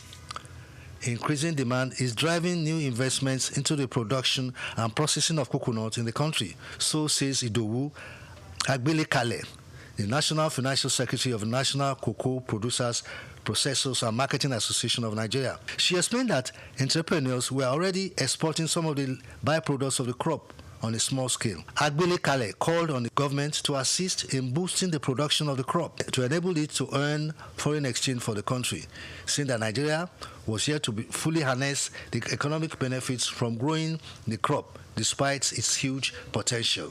Also, the Lagos State government was helping farmers to get improved seedlings as it plans to stay ahead in growing the coconut, in growing the commodity in the country, while creating jobs and boosting supply for processors.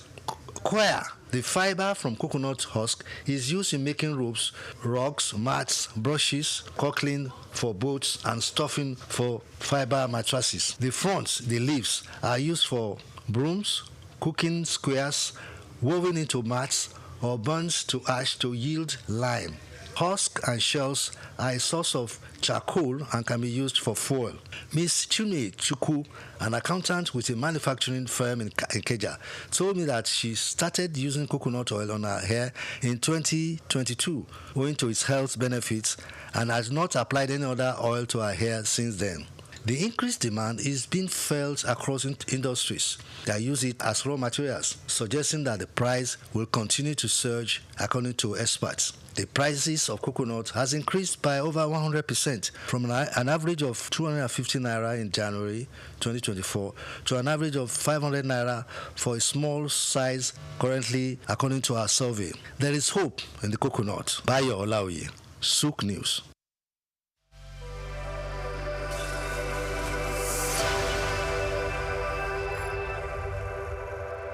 Afrobeats is a classic overnight success story, except it didn't happen overnight. I'm happy to be here. One of the key things about the Omniverse is that it's designed to go beyond an event, and designed to be fully something that people can engage beyond the summit. The point being that Nigeria has so much to bring to the world in terms of these things. But we will be bringing fresh energy, fresh ideas, a fresh engagement, and we're obviously open to collaboration. But hip-hop, it's never dies. What's the difference between Thor and Shango? Thor is approaching $50 billion in revenue.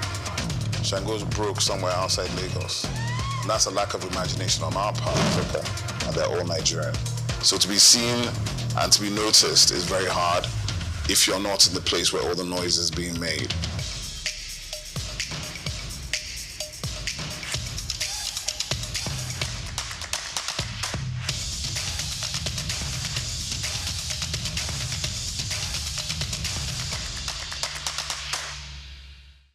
From Dubai to Lagos, Nigeria, and across the globe, SOUQ News TV is your #1 station focusing on business, economy, and development.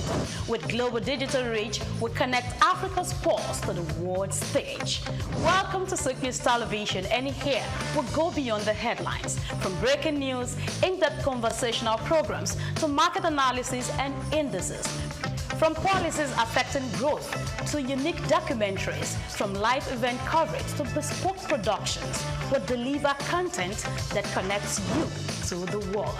At SOUQ News Television, we provide news surrounding business, economy, and development, infomercials and jingles that stand out, short and long-form documentaries crafted to international standards, independent production spaces with full technical support, special coverage for individual and corporate events, a special form of documentaries through our prestige package, Immortals, where we tell your story the way you'd love it, and business support services tailored for small enterprises. SOUQ News TV, powered by FemWatch Limited, also home to the Isle 95.9 FM Lagos and Kasua 99.7 FM Kano, and Emirate News Television Abuja, together forming Africa's trusted media powerhouse. Storytelling, coverage, and connection that matters. SOUQ News TV, your home for business, economy, and development.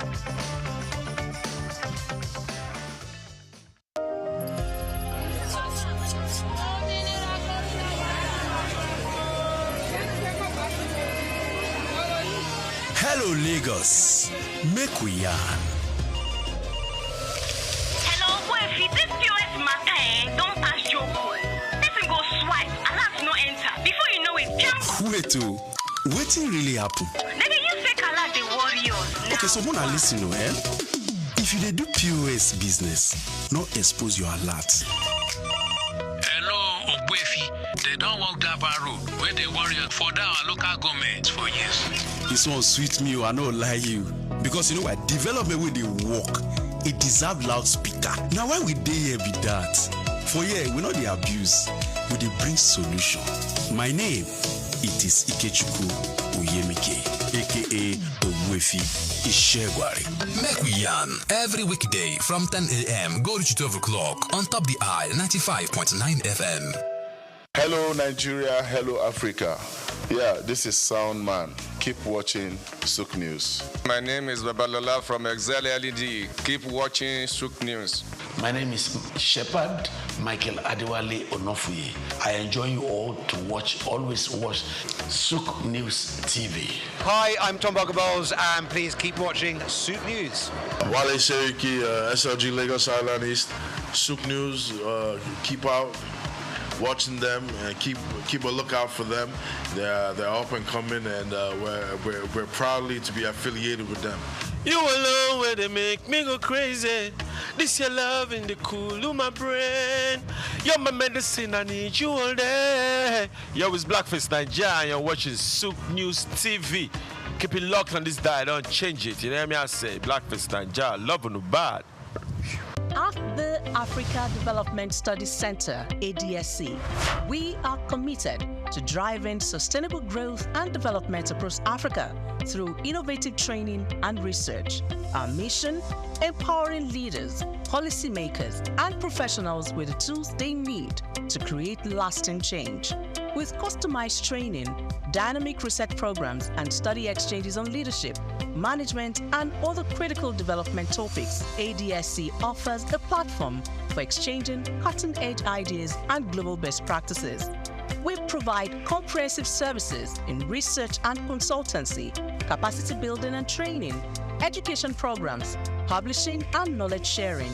Our esteemed faculty, composed of seasoned experts and researchers, ensures a learning experience that is insightful and practical. We specialize in policy development, implementation strategies, monitoring, and evaluation. At ADSC, learning is engaging and enjoyable.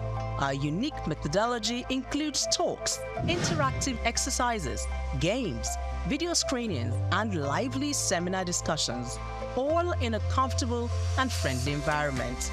Ready to make an impact? For more information, email us at info@adstudycenter.com or call +234 912 439 2362. Visit us today at www.adstudycenter.com to explore our programs and upcoming events. Africa Development Studies Center